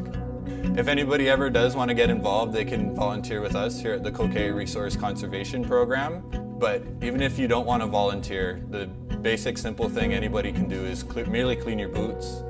Whether you're helping to prevent the spread of rapid ohia death or the spread of invasive seeds that could be traveling on your boots, or even if you want to just keep them shiny and nice. It helps out the forest no matter what.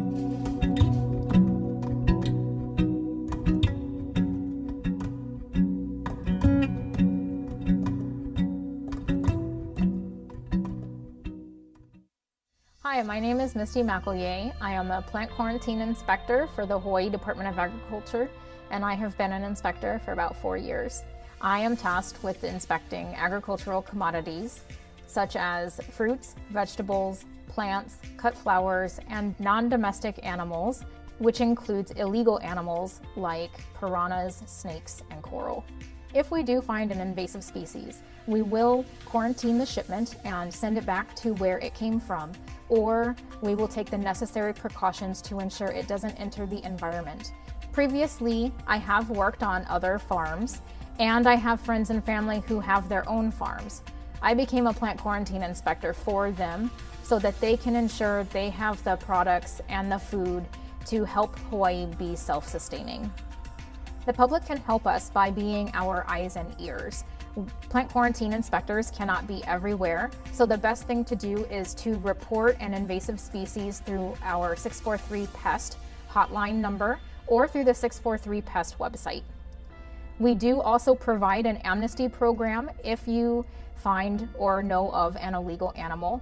With our amnesty program, there are no penalties and there are no questions that are asked. It's better to report an invasive species instead of letting it loose into the environment.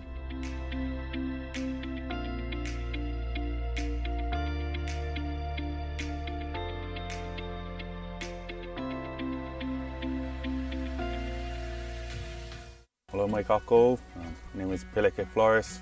Currently working here at Alakoko Fish Pond under the nonprofit organization called Mālama Hule'ia. So behind me, we're at a traditional Hawaiian fish pond called Alakoko, which is carbonated to be about 600 to 800 years old, but definitely was a system within the bigger Ahupua'a system that helped amplify food resources for our people. For us here, mangrove was introduced just about 100 years ago during the plantation period. To stop erosion, it kind of really affected the river system, started closing, and even the fish pond. You know, we teach the kids that mangrove is bad here, like 90% of the world is trying to save mangrove, but it's definitely good where it comes from. We clear the area and water starts flowing, and from a space where we're seeing zero activity or mostly invasive species inside, now the baby puas are coming back, the baby mullets are coming back. So it's okay.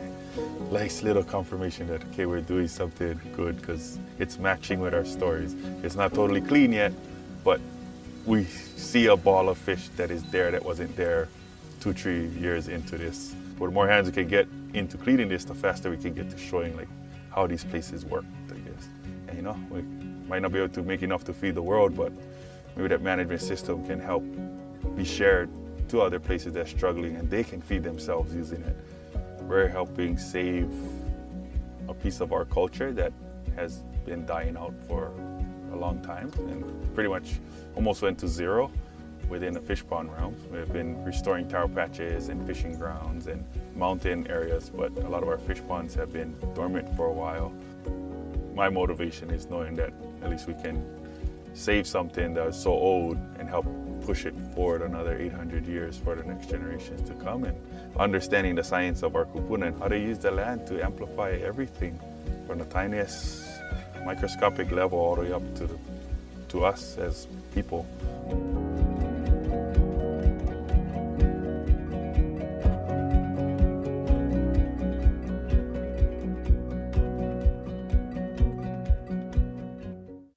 I'm Ralph Dykes. I'm here as a volunteer. I'm Connor Lau. I'm a community hooky leader. My name is Louise. I started off as an intern here at Mālama, and I'm currently working as a part-time community hooky leader. Our job this morning is to set up plots 10 meters on the side for the group of volunteers who are coming down the beach shortly to hand pull invasive algae out of the water. So this kind of work is so important for Hawaii as well as the bay itself because we're helping to conserve this natural land. You can see throughout the years that the amount of algae has decreased to the point where people can start to enjoy the bay a bit more. You see people coming back for recreation, for fishing. I grew up in Hāmākua. My grandma lives right across the street in New Valley, so I'm here probably like 3-4 times a week when I'm not working, and yeah, protecting the places you love is really important, I believe. It's just really special to be able to come out and experience it myself and see just how much we've been able to do over the years. We couldn't do anywhere near the amount of work that we accomplish here without volunteers. Yeah, definitely the bulk of our work is done by volunteers, and without them it would not happen in the capacity that it does, I don't think. I'd say it's also really special that they're able to experience this themselves and see it in person and feel the algae, actually remove it from the bay and get that sense of accomplishment for themselves too. If anybody is interested in conserving native species and helping us avoid being overrun by invasive species, they can contact any one of a number of organizations such as Mālama, or they can come out to one of our activities and start asking questions and join in and help us do the work. There's no end to opportunities to do this kind of thing, and you can come when you want, you can leave when you need to.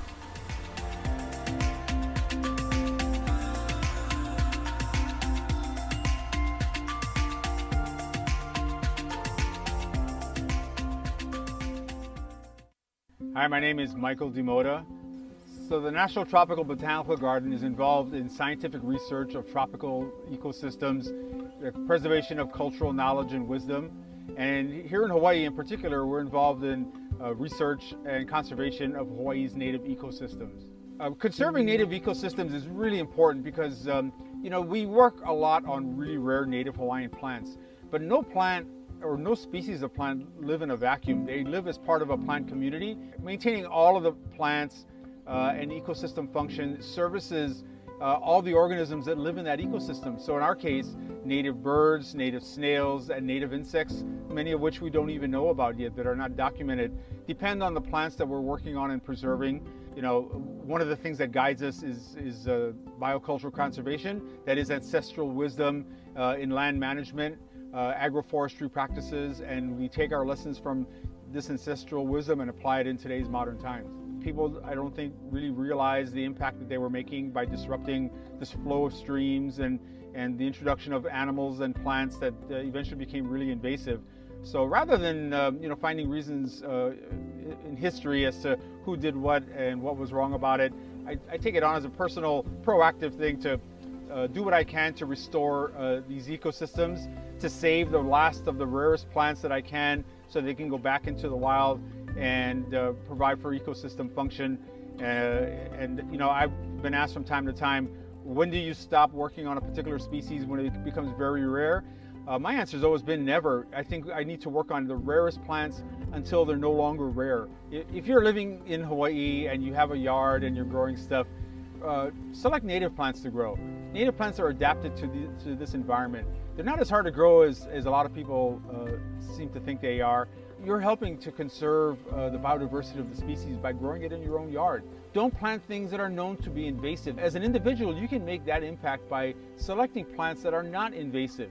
But do the homework and make sure that you're not planting invasive species in your yard.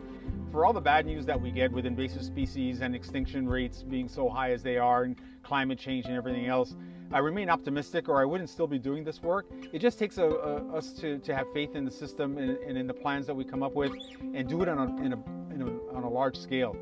Restoration in a big way will have positive impact.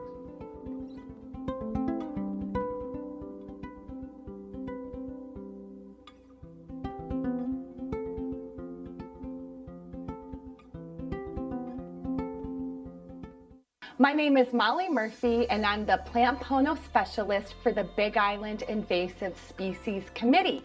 I help residents and nurseries choose non-invasive plants for their landscapes. My work is extremely important because Hawaii has very limited regulations regarding the sale, importation, and cultivation of invasive plants.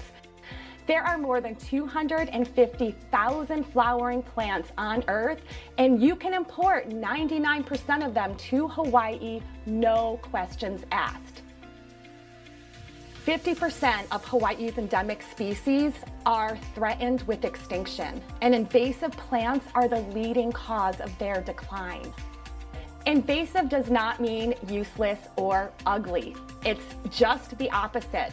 90% of invasive plants were imported to Hawaii because somebody found them to be beautiful or useful in some way. It's a human-caused problem, but it's also a human-caused solution. Folks can help out by simply planting pono. It's the right thing to do. Plant pono means choosing non-invasive plants for your home, garden, and landscapes. On plantpono.org, you can check to see if a plant is going to be invasive before buying it. And you can find hundreds of non-invasive pono plants that we know won't escape cultivation and cause harm for future generations.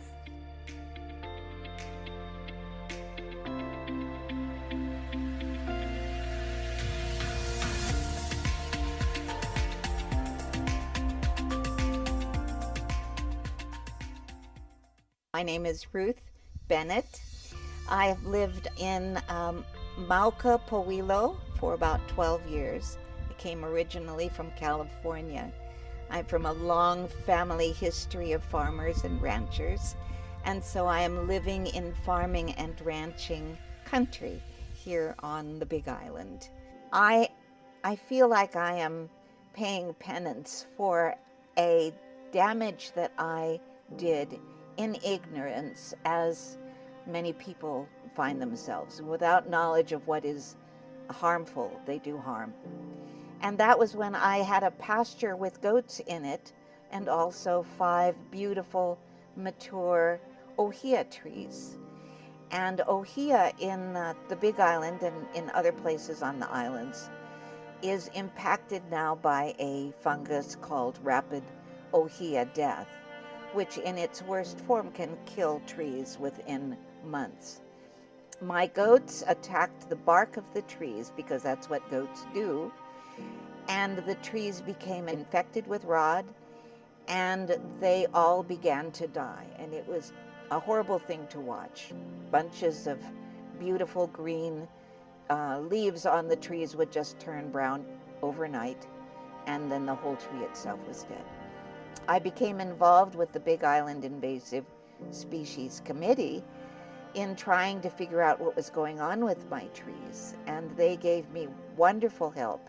in diagnosing the problem and then dealing with these trees, which at that point were dead.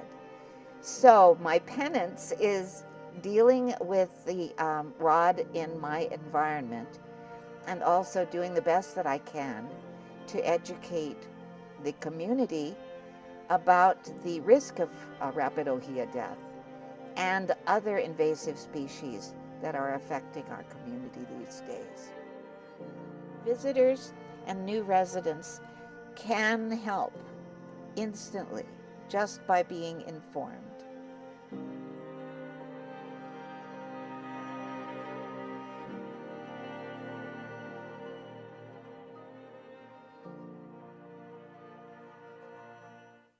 Aloha mai kākou. My name is Sabra Kauka. I live here on the island of Kauai, and one of the boards that I serve on is Garden Island Resource Conservation and Development.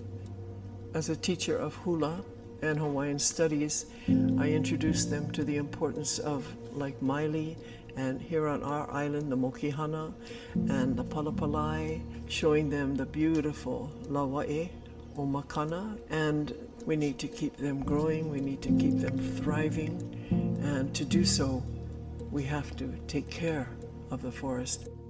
It's been very hard these past few years because of the invasive mosquito that has come in, and it carries an avian malaria. And I have heard a great drop in the population of native birds in the forests of Koke'e. I do not wish to hear a quiet forest. I wish to hear a forest that is loud and raucous and full of chirping of native birds. Our island depends on these natural cycles. The mist that falls on our trees, that gathers around the lehua, ohia lehua, and its rough bark that holds that moisture in and slows it down as it goes down and into the earth. It holds it, slows it down so it doesn't just run away. All of these things work together to preserve the quality of the environment that we have here naturally. Once things like avian malaria are introduced and the birds are no longer seen here, the importance of their contribution to the forest and the life of this land is impacted. I want this land to thrive as it is meant to, because as the land thrives, so do we as people.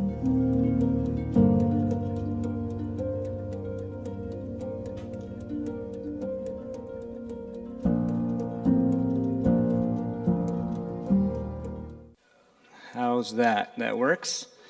Okay, in case you missed it earlier, I am... Plant sniper Brooke Mankin.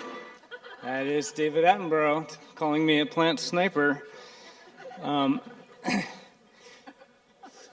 So I'm going to talk about little fire ants. What's that? Is that slide?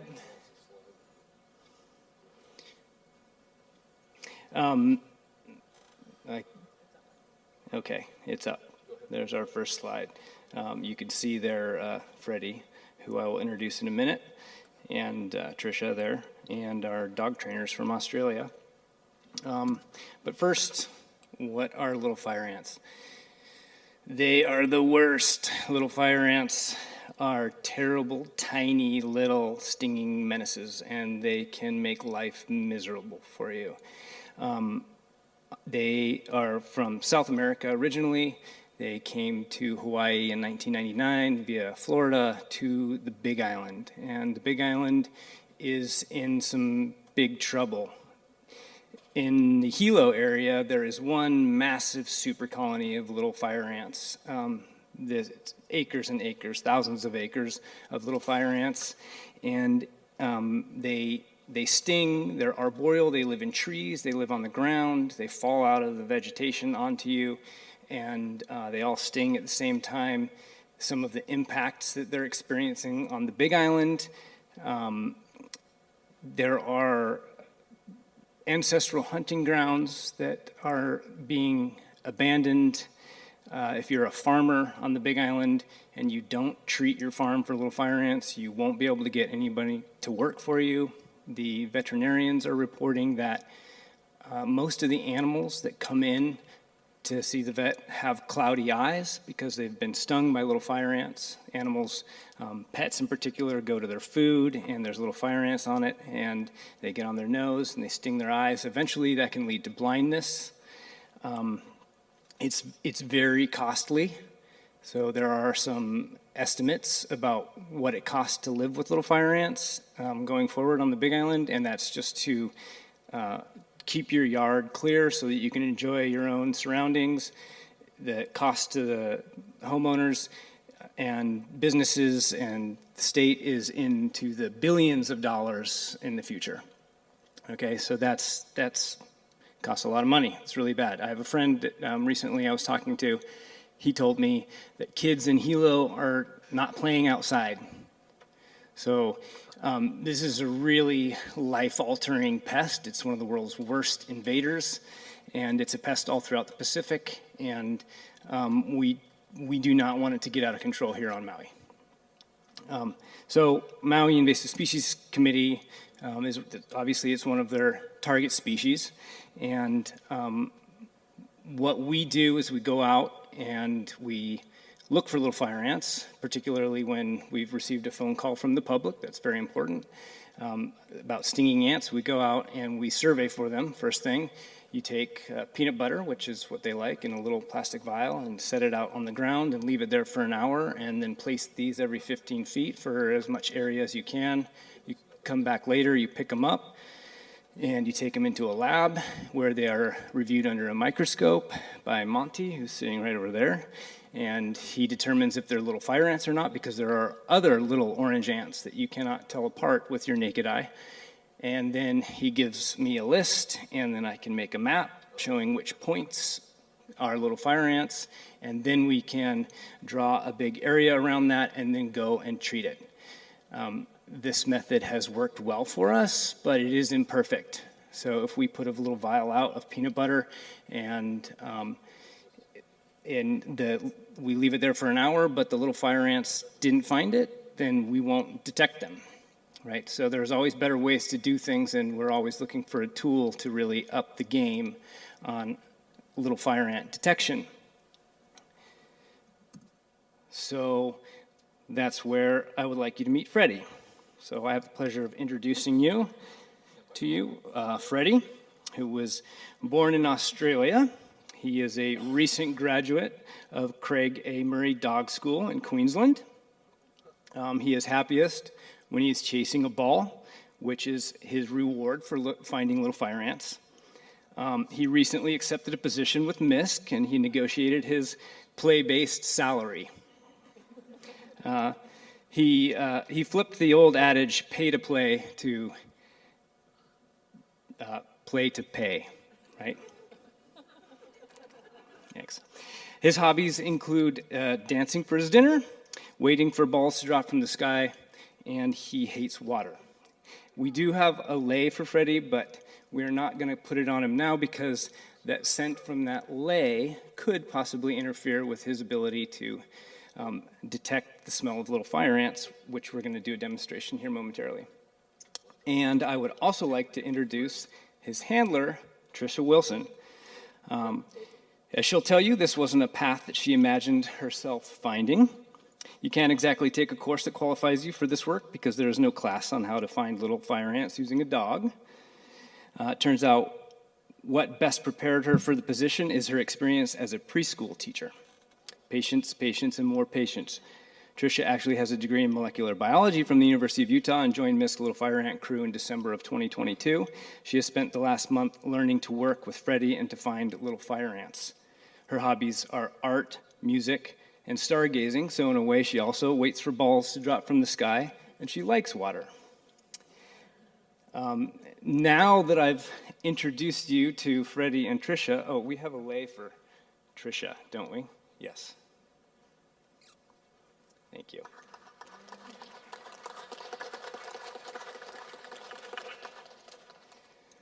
So now that I've introduced you, I'm going to ask them to leave because we're going to do a demonstration here, and they cannot see which one of these little tins contains the scent of little fire ants. So we'll let you know when to come back in, Trisha.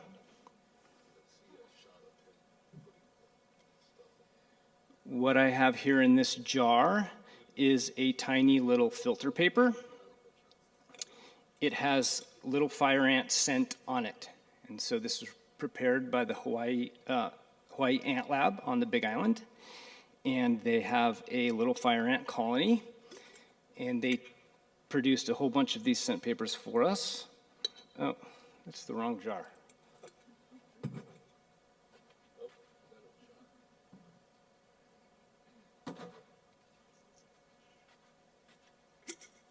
It's this jar. And so they have a colony of little fire ants, and they've placed these little filter papers all over the area that the ants are in, and they leave them there for 48 hours or 72 hours, and the ants walk all around them and leave their pheromones and scent on these scent papers. And this is what Freddie has been trained on. There's a very small amount of scent in this scent paper.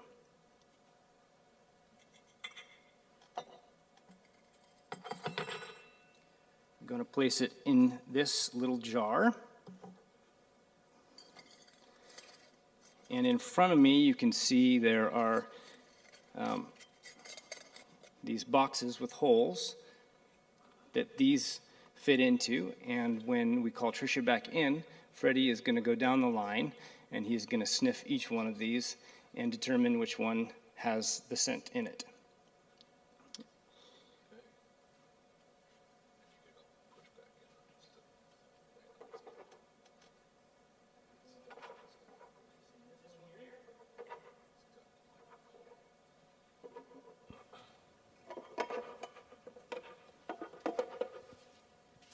I'm going to touch each one of these because I have my own scent, and he could cheat by looking for my scent. And so now that I've touched all of them, they all smell like me.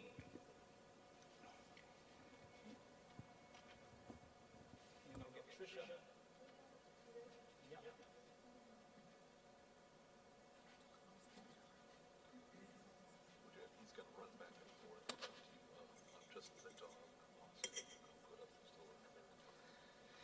All right, Freddie, show us where the little fire ant scent is.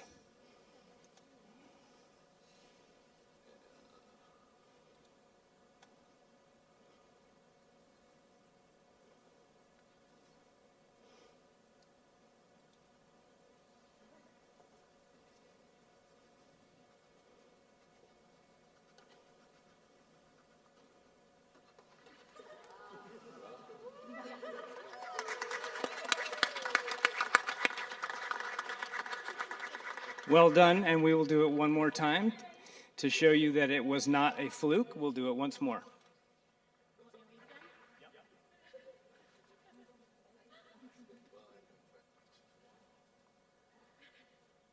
Where should it go? Anybody care? On the other one, okay. Put it in here.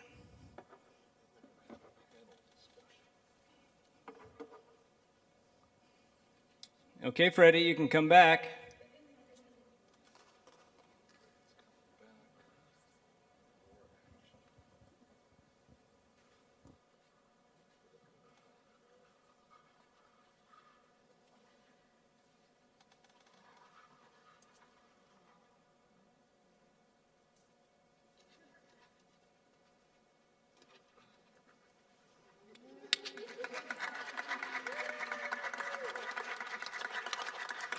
What a good boy.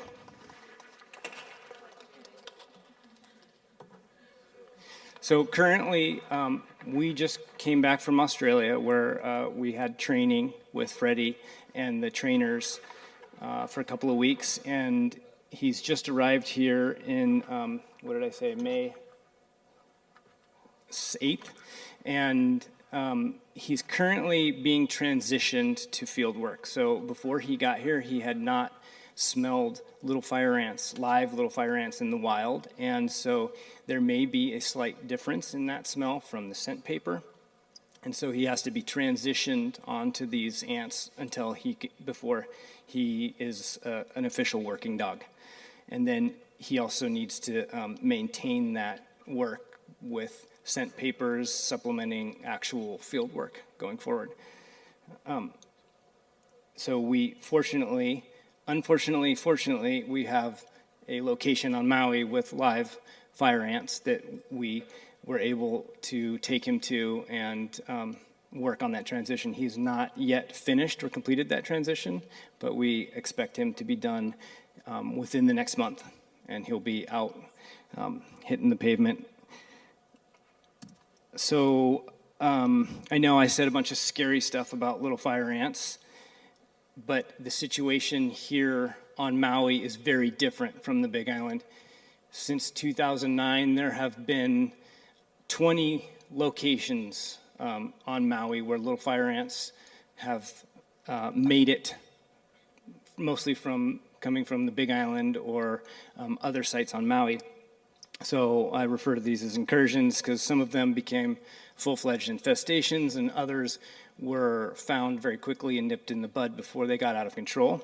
But out of those 20 locations, 7 of them have been completely eradicated. That means that it's been over 5 years since we found any ants there. We survey over and over and over again to monitor for little fire ants. And after 5 years of doing that, then we can check that off the list and we quit working on those sites. So those are eradicated.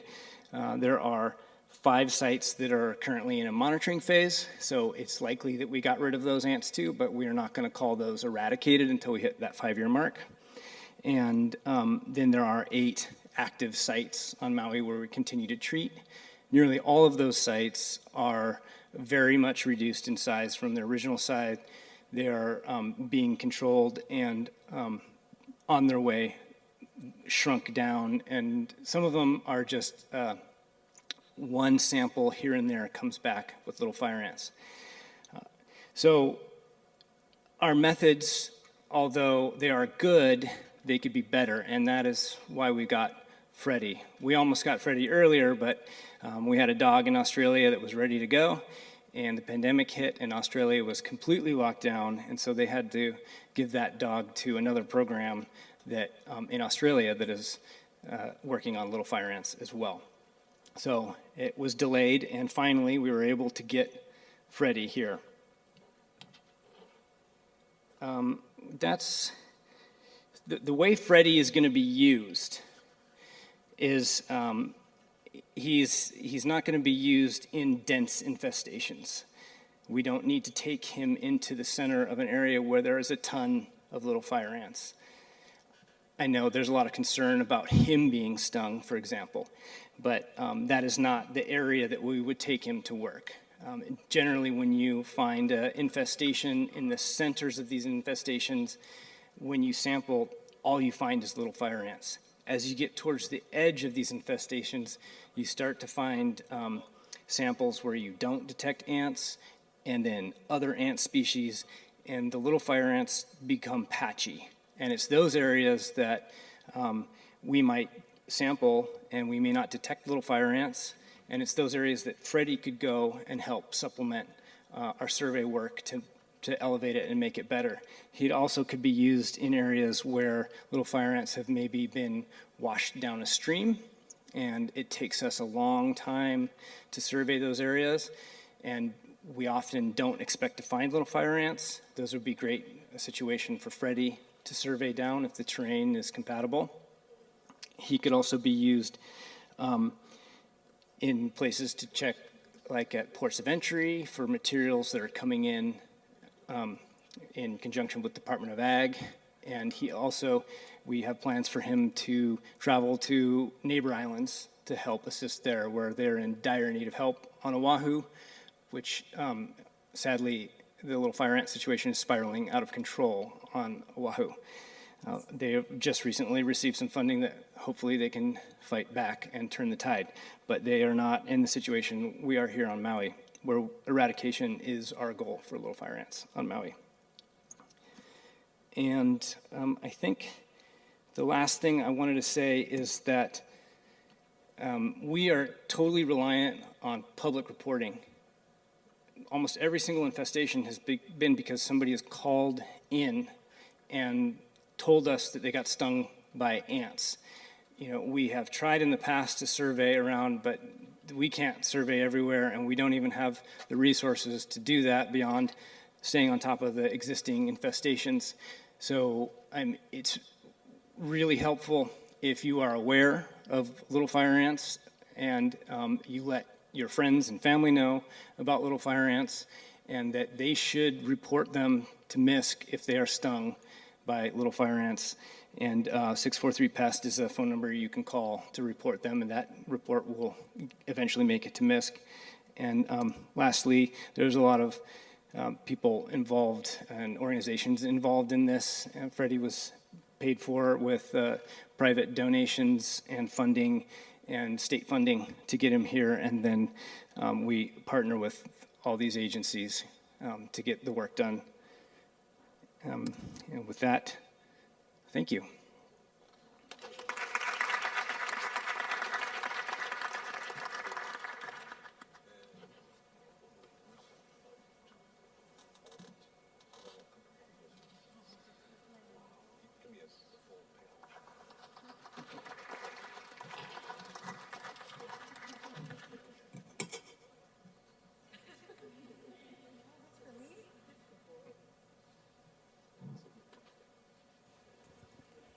He's so cute.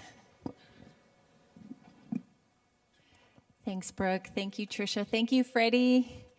Can we have another round of applause for our amazing MISC team? We're going to open it up now to panel discussion. And thank you so much for holding your questions until now. I know that was a lot of information. If you have a question, we've got microphones are going to be on both sides of the seating area. And if you do have a question, please make it known. Wait to speak until you have a microphone so the live streaming audience can hear you. I know it's sometimes hard, but do your best to speak directly into the microphone. Does anybody have a... Okay, here in front.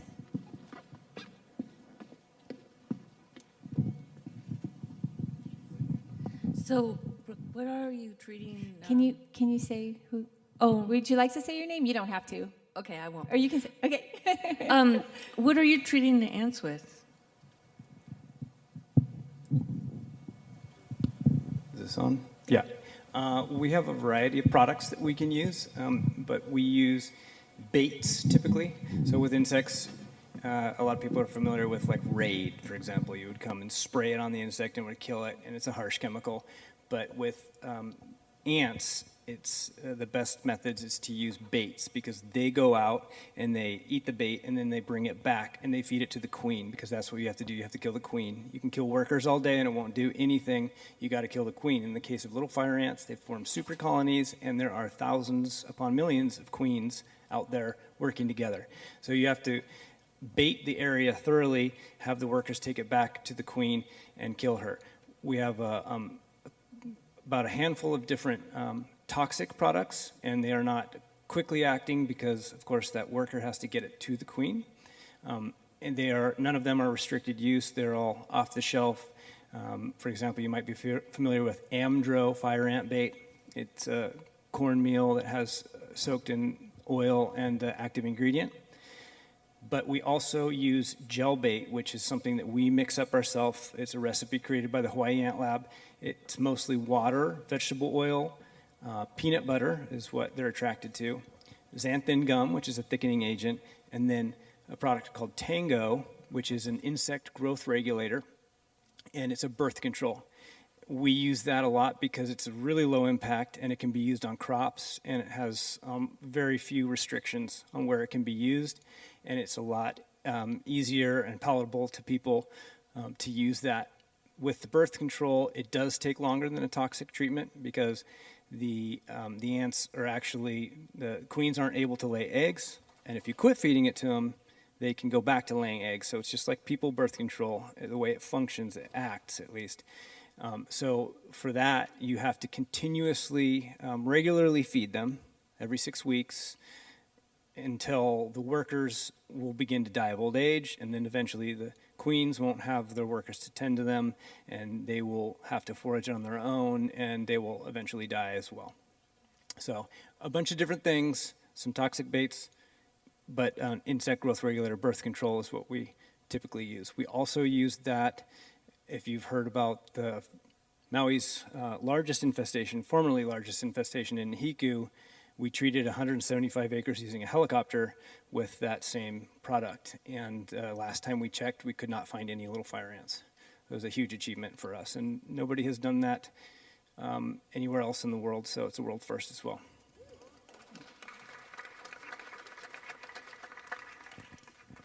Great question.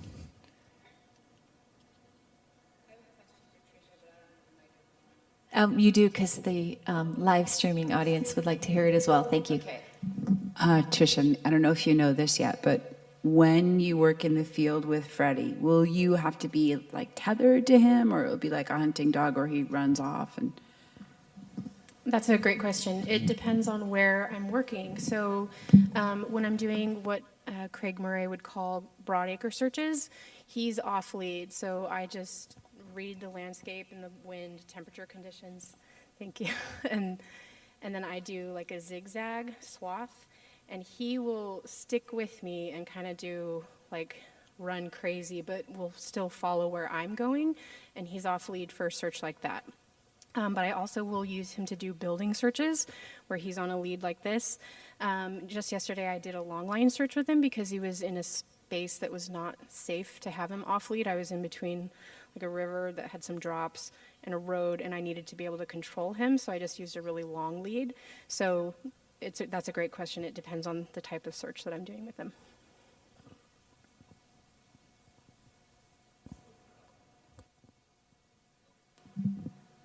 What's so special about the program in Australia that trains dogs? Like, why can you get dogs from Australia but maybe not the United States? That's another good question. Excuse me. Craig has 30 years of experience training dogs, and they also happen to also have what they call an electric ant problem over there. So they have opportunity to train dogs for LFA there in Australia. So it was a good opportunity that fit with our needs. Do you want to add to that? Sure. It could be done here in the States, but the place that we got him from, like Trisha said, has a lot of experience with little fire ants and training dogs, and they have trained every type of dog you can imagine, like police dogs and search dogs, bloodhounds, therapy dogs, service dogs, hundreds of different animals. So we have been talking to them for actually 10 years and finally made it happen. There are other conservation dogs of Hawaii, for example, and they are successfully training dogs for things like coconut rhinoceros beetle and invasive pest devilweed, for example. So it could be done here, but we went with the best of the best. That was a good question. We have a question down here. Gentleman in the second row. Hi, I'm Steve Elliott, and I was hoping to hear more about the Myconia efforts. I was wondering if somebody could talk a little bit about that. Sure. So Myconia is the reason that MISC originally started back in 1999. Before that, it was the Millstone Action Committee. And the Myconia project is not an eradication project. It's a control project. So we're trying to prevent it from growing even further out of control and causing more damage than it does cause. It is very widespread in the Hana area, all the way out to Ke'anai. And at Honamanu Gulch is about the sort of leading edge of the Myconia infestation. And Myconia is not in the Haiku area, the Huelo, Kailua area, this side of Honamanu. There are some patches of it. They've been there for a long time, but they've been held at bay and kept under control. That is part of Meconia's suitable habitat. West Maui is also a suitable habitat for Meconia, and fortunately it is not there. There was a case where it was introduced because it's a horticultural plant. It's very pretty, and it was back in the 90s, somebody planted it in Iao. That was controlled, and it's been monitored for years, but it's never been seen again in West Maui. So certainly if there hadn't been an effort to control Meconia, it would be a lot more widespread than it is. Did you want to know about the damages of Meconia, or just did that answer your question?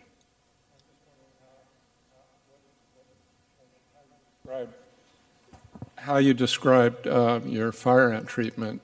What's the treatment for Meconia? So for Meconia, there are multiple things that can be done. We have a crew in Hana that works on Meconia most of the time, and they go out into the bushes and they look for Meconia, and when they find it, they can pull it out of the ground, and if it's too big of a tree, then they will use a little bit of herbicide in a thin line application right around the base of that tree. And Meconia is very sensitive to triclopyr, which is the active ingredient. Again, not a restricted use pesticide. It's something that anybody can buy over the counter, but that will kill the tree, just that little application of it. In some situations where Meconia is just a monotypic stand and that's the only thing, we've used helicopters quite extensively to do a foliar application with a line hanging down and a spray tank underneath the helicopter. And then since about 2013, this is the reason David Attenborough said plant sniper, is because we have Dr. James Leary developed herbicide ballistic technology, which is paintballs that are encapsulated with triclopyr, the herbicide.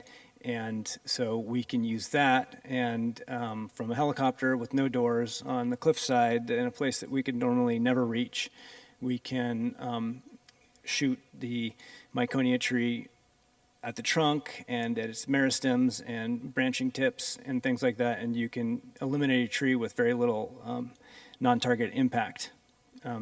So those are the main methods: pulling and herbicide is very sensitive to.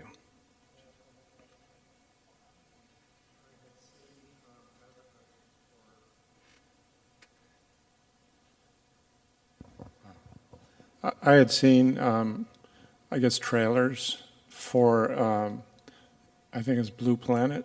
Yeah, Green Planet. A Green Planet episode about that. Yeah. And I've been trying to find it so that I can watch it. Do you know if it's available? Yeah, I think you can get it on Amazon Prime. I think you can buy it there, and you could for a while watch it on the web, like a BBC website or something, but Amazon Prime, it's available. There's 5 episodes of it. Yeah.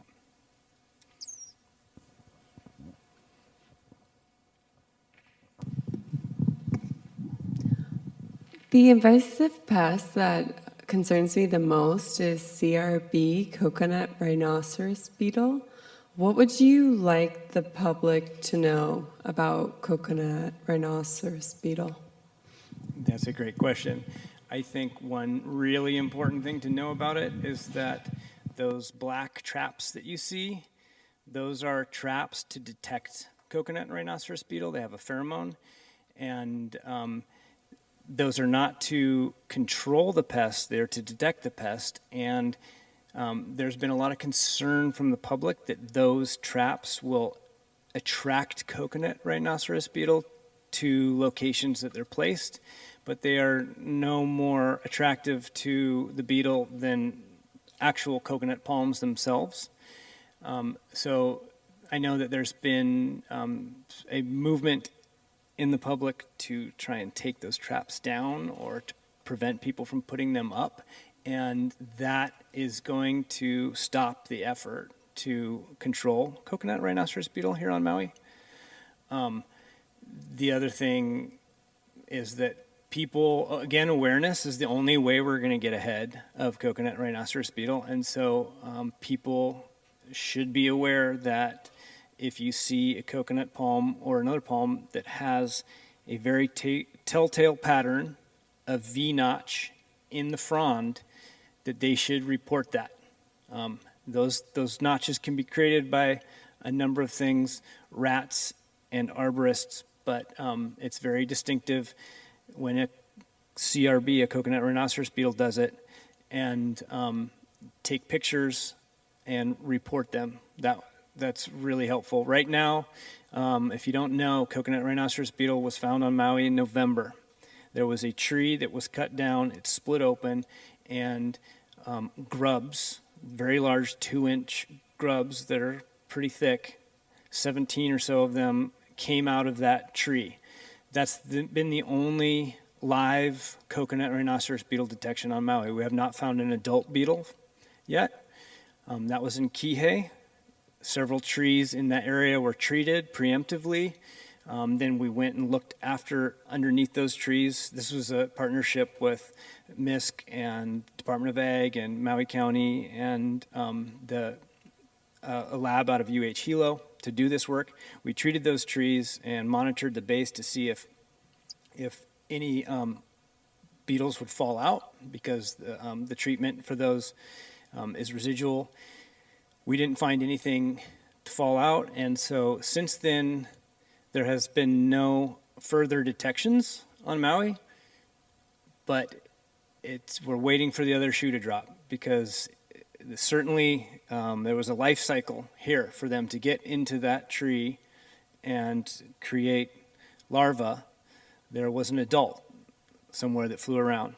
So there's been a lot of effort to go look for the trees that have those signs, and then the trees that had the V-notches were reviewed, photos by other experts, and narrowed down.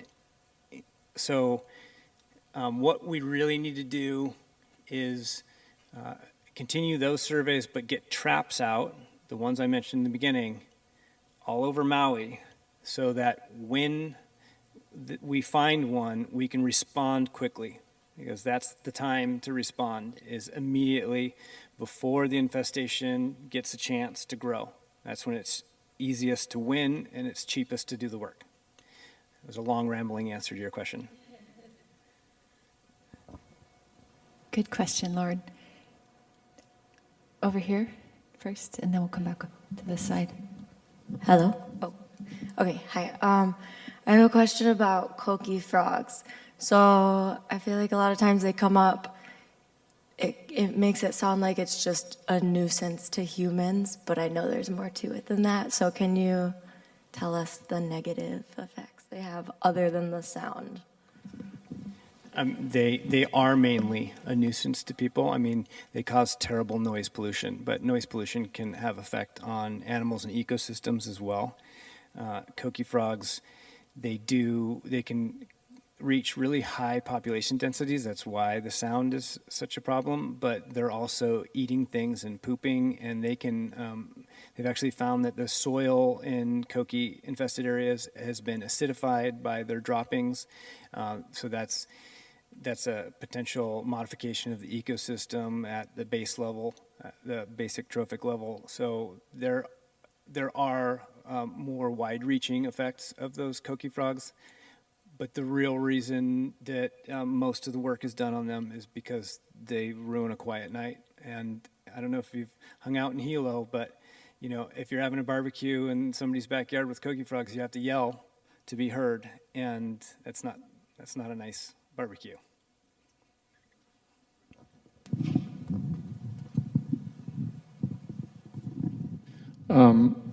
Yeah, while you're talking about rhinoceros beetles, do you recommend crown maintenance as a way to, I don't know, other than detection, make the tree more resistant? Crown maintenance? Of coconut trees. So what would crown maintenance be? Getting all of the deposits, cleaning out the paper, you know, all the stuff that you would do on a coconut tree. Yeah, I'm not sure if that would be helpful. I don't know the exact answer, but the coconut rhinoceros beetle is attracted to like young fleshy parts of the tree, and so like that young spear that's coming out is what's most attractive. And so getting rid of the dead stuff, I don't know if that helps or not. They also will, if the tree is dying or rotten, then they like to lay their eggs in compost and green waste and things that are dead. So if the tree is not healthy, then it could be an attractive place for it to like lay its larva. And so maybe that could help there. But otherwise, I don't know if that's really affecting. Awareness. So having people that do that kind of work be aware and know what to look for is important. That's actually how we found out about the coconut rhinoceros beetle in Kihei, is because there were arborists that were working on coconut palms that knew something was wrong. So I would add that. That's my 2 cents. I can share a little bit about palms too. I worked for 12 years for a sanctuary of palms, many different species.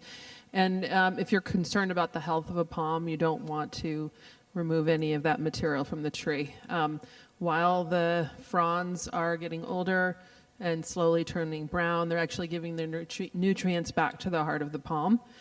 So the healthiest palms are the ones that you leave alone, actually. Even though it might be unsightly, it's actually really good for the tree. And also that central spear that Brooke was mentioning, if that gets damaged, that comes directly out of the heart of the palm, which is just like our hearts. It's what keeps the palm alive. So the coconut rhinoceros beetle attacking that is basically going to the vital organ. So if you want the tree to have the best shot at surviving an attack of any kind, you want to leave all those fronds until they fall naturally. I think it's also important to mention that we're looking beyond aesthetics and ornamentals, right? There's very rare types of palm. They're very important to cultural practices here.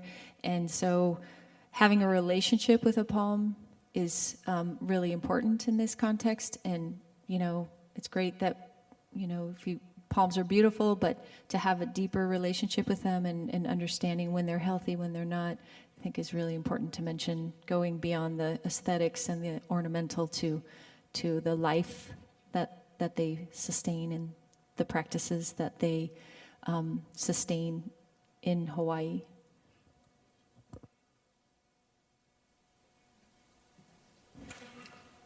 What are we doing anything about the eradication of mosquitoes? I hate mosquitoes. The only work on mosquitoes that I'm aware of right now is the Birds Not Mosquitoes project.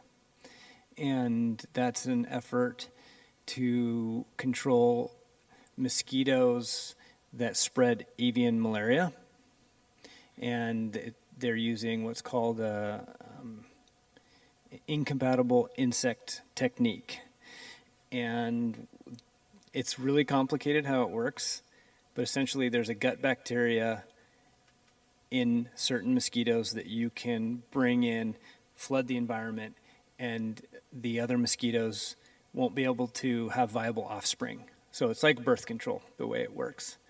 And it is not GMO, because there's a lot of people that are concerned that it's GMO, although that is another technique that has proven successful in places.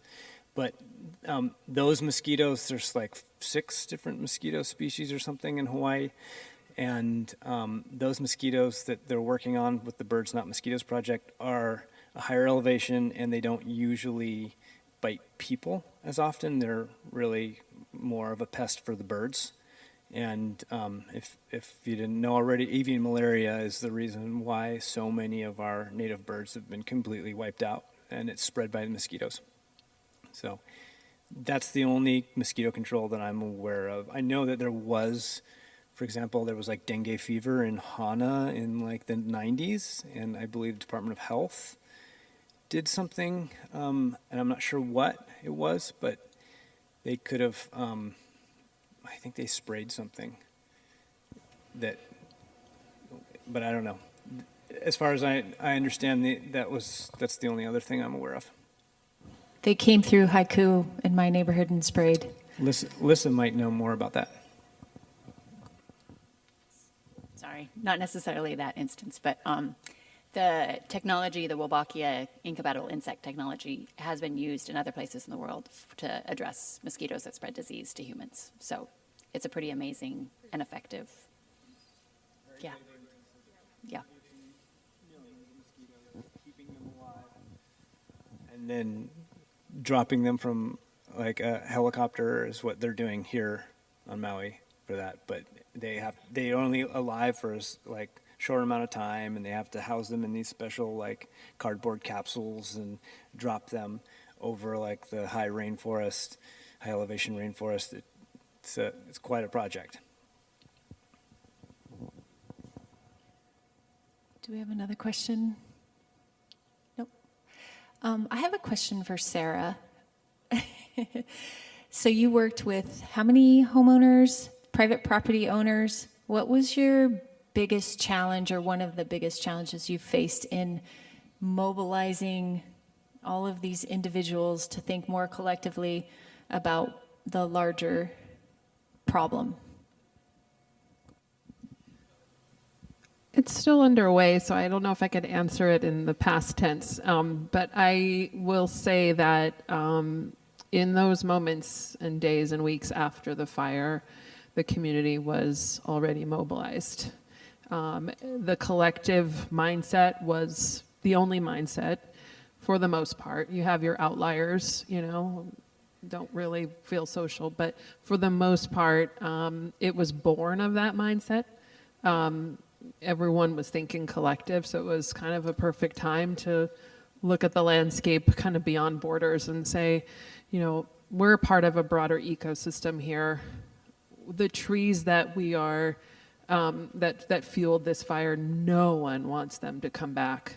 Like that is a common, fierce common desire.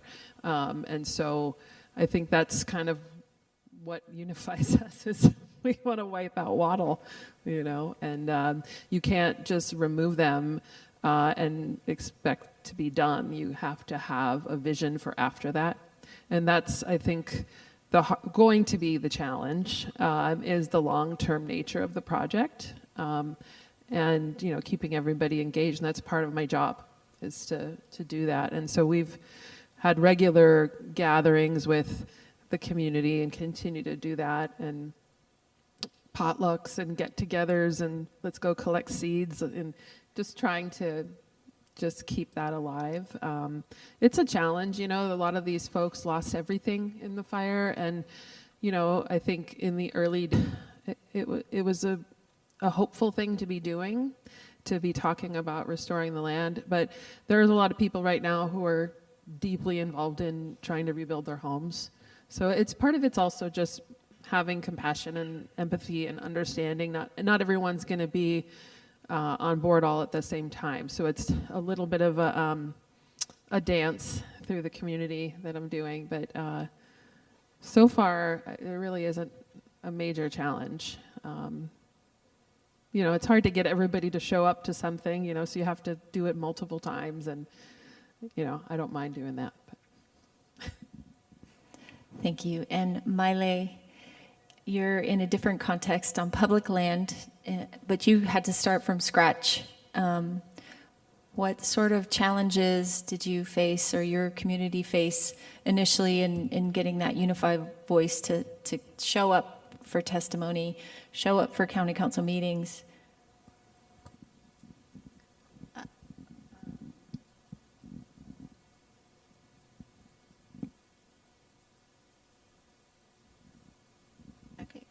I think the initial testifying to buy the property was just a joint community effort. Everybody clearly saw the need for open space and to preserve things and to have less subdivisions and neighborhoods and houses. So it kind of was just organically grown, and everybody could definitely see into the future for that and buy into it.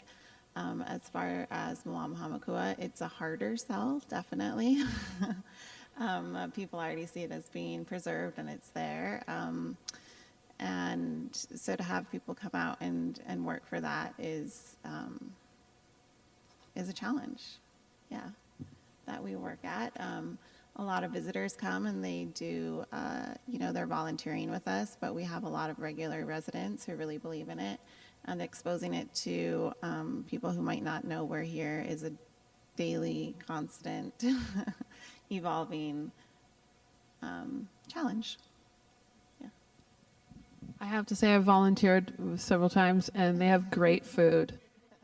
That always helps. I have a question for Maile as well. Maile, how much junk is still down there, and are people continuing to go down there and dump things? It's yes. So, as I said, it was a lot of acreage.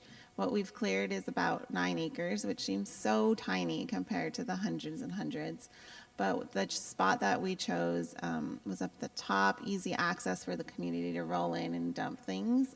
So we found a lot of yard waste that, contains invasive species and pests, but also like one time we found like 50 pairs of diving fins and snorkels. So like jet skis, refrigerators, and whatnot. So every time we mow, we clear a new area, and it looks better. But now that it's all clean, people say, "Oh wow, look, it's a new spot to dump." So it's a constant battle of creating a real presence, so that they realize that this is open space, and we have native plant restoration. One of the really good things, we are gaining momentum, and we got grants to have 2 people on site often to create that presence and involve the community in other ways. And then also working with county grants actually to hopefully create, I've been talking to Haiku Community Association, I used to work with them too, for a transfer station, kind of like how Lahaina has, so that people from Haiku and Hana have a space instead of dumping it, instead of going to town. So to kind of have a community spot with Mālama Hāmākua that we could maybe do 3 or 4 a year, so that they stop dumping and have a space to actually dispose of things properly.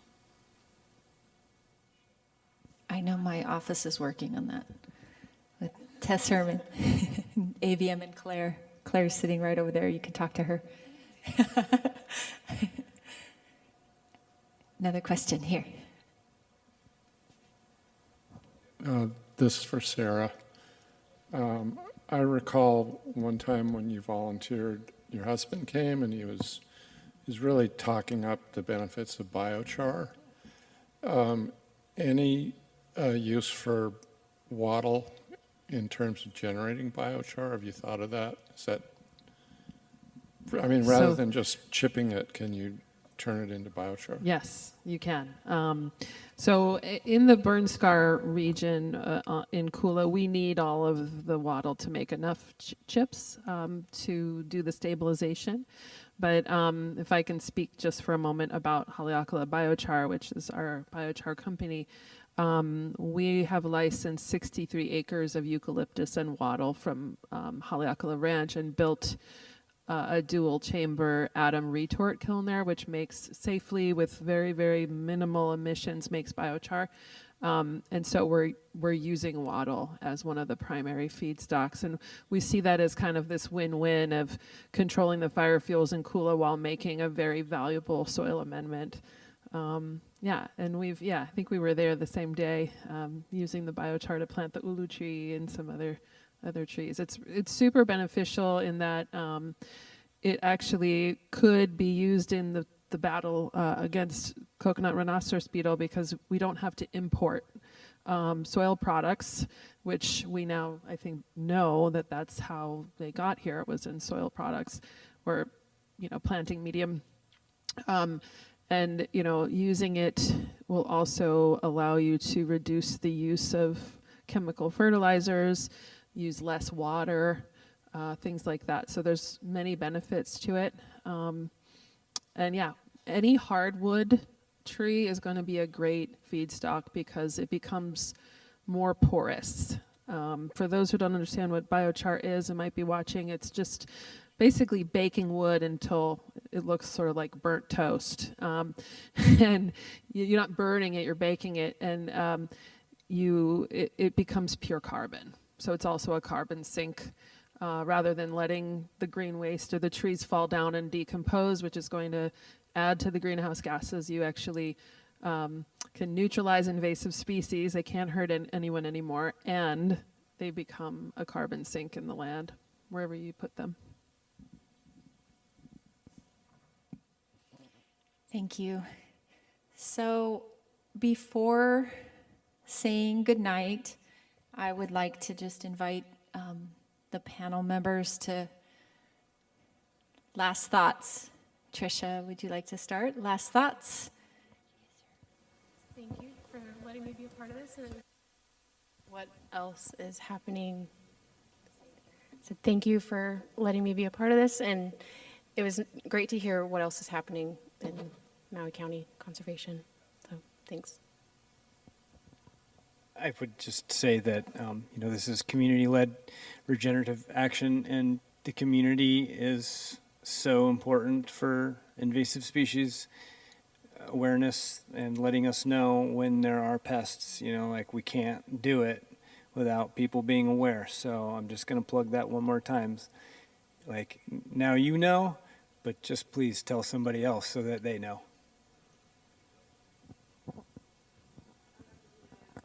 A big proponent for community-led initiatives, as local as possible, as decentralized as possible. And I think that, if we do it that way, we're really only just watching out for our, in our backyards and our neighbors' backyards. We don't have to try to tackle the whole thing. We can do it in a very localized way and then patchwork all those localized efforts throughout. So I like the idea of a network of localized community eyes and ears, and also hands in the soil. I think that's going to be the only way we can win.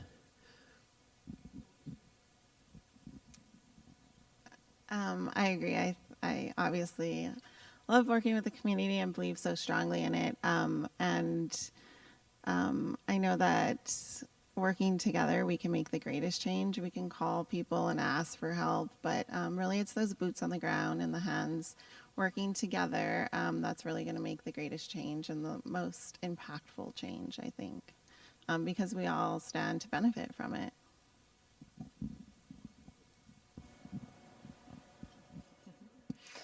Awesome. Thank you, everybody. So for mahalo, thanks to everyone who helped make this event possible. There's so much time and energy that goes into holding this few hours meeting. I love doing it. I love working with all the community partners. Makes my job very rewarding. So thank you very much for all of your efforts and for showing up tonight. Same to you. Thank you so much for taking the time to come over here to the Ocean Center. I know it's graduation season. I know there's a lot going on. But it's spreading awareness and coming together, which really is powerful, and it brings meaning to our lives. So thank you so much. Thank you so much to our speakers. Loved it. Love to hear more. I always want to hear more from you. Thank you to Lissa and the Maui Invasive Species Committee team. You guys are awesome. Thank you to Macy and the Maui Huliau Foundation. They are the ones that are making this event zero waste. Thank you so much to Lily and the Maui Ocean Center team. You guys are always so supportive, and thank you so much for hosting us here. Thank you to Akaku Community Media. You folks are making this reach much further than we could here alone. Thanks to Maui Juice and New Life Kitchen for the delicious food. We couldn't have organized this event without you. Drive safe, everyone, and stay tuned for the next speaker series in a few months. Mahalo.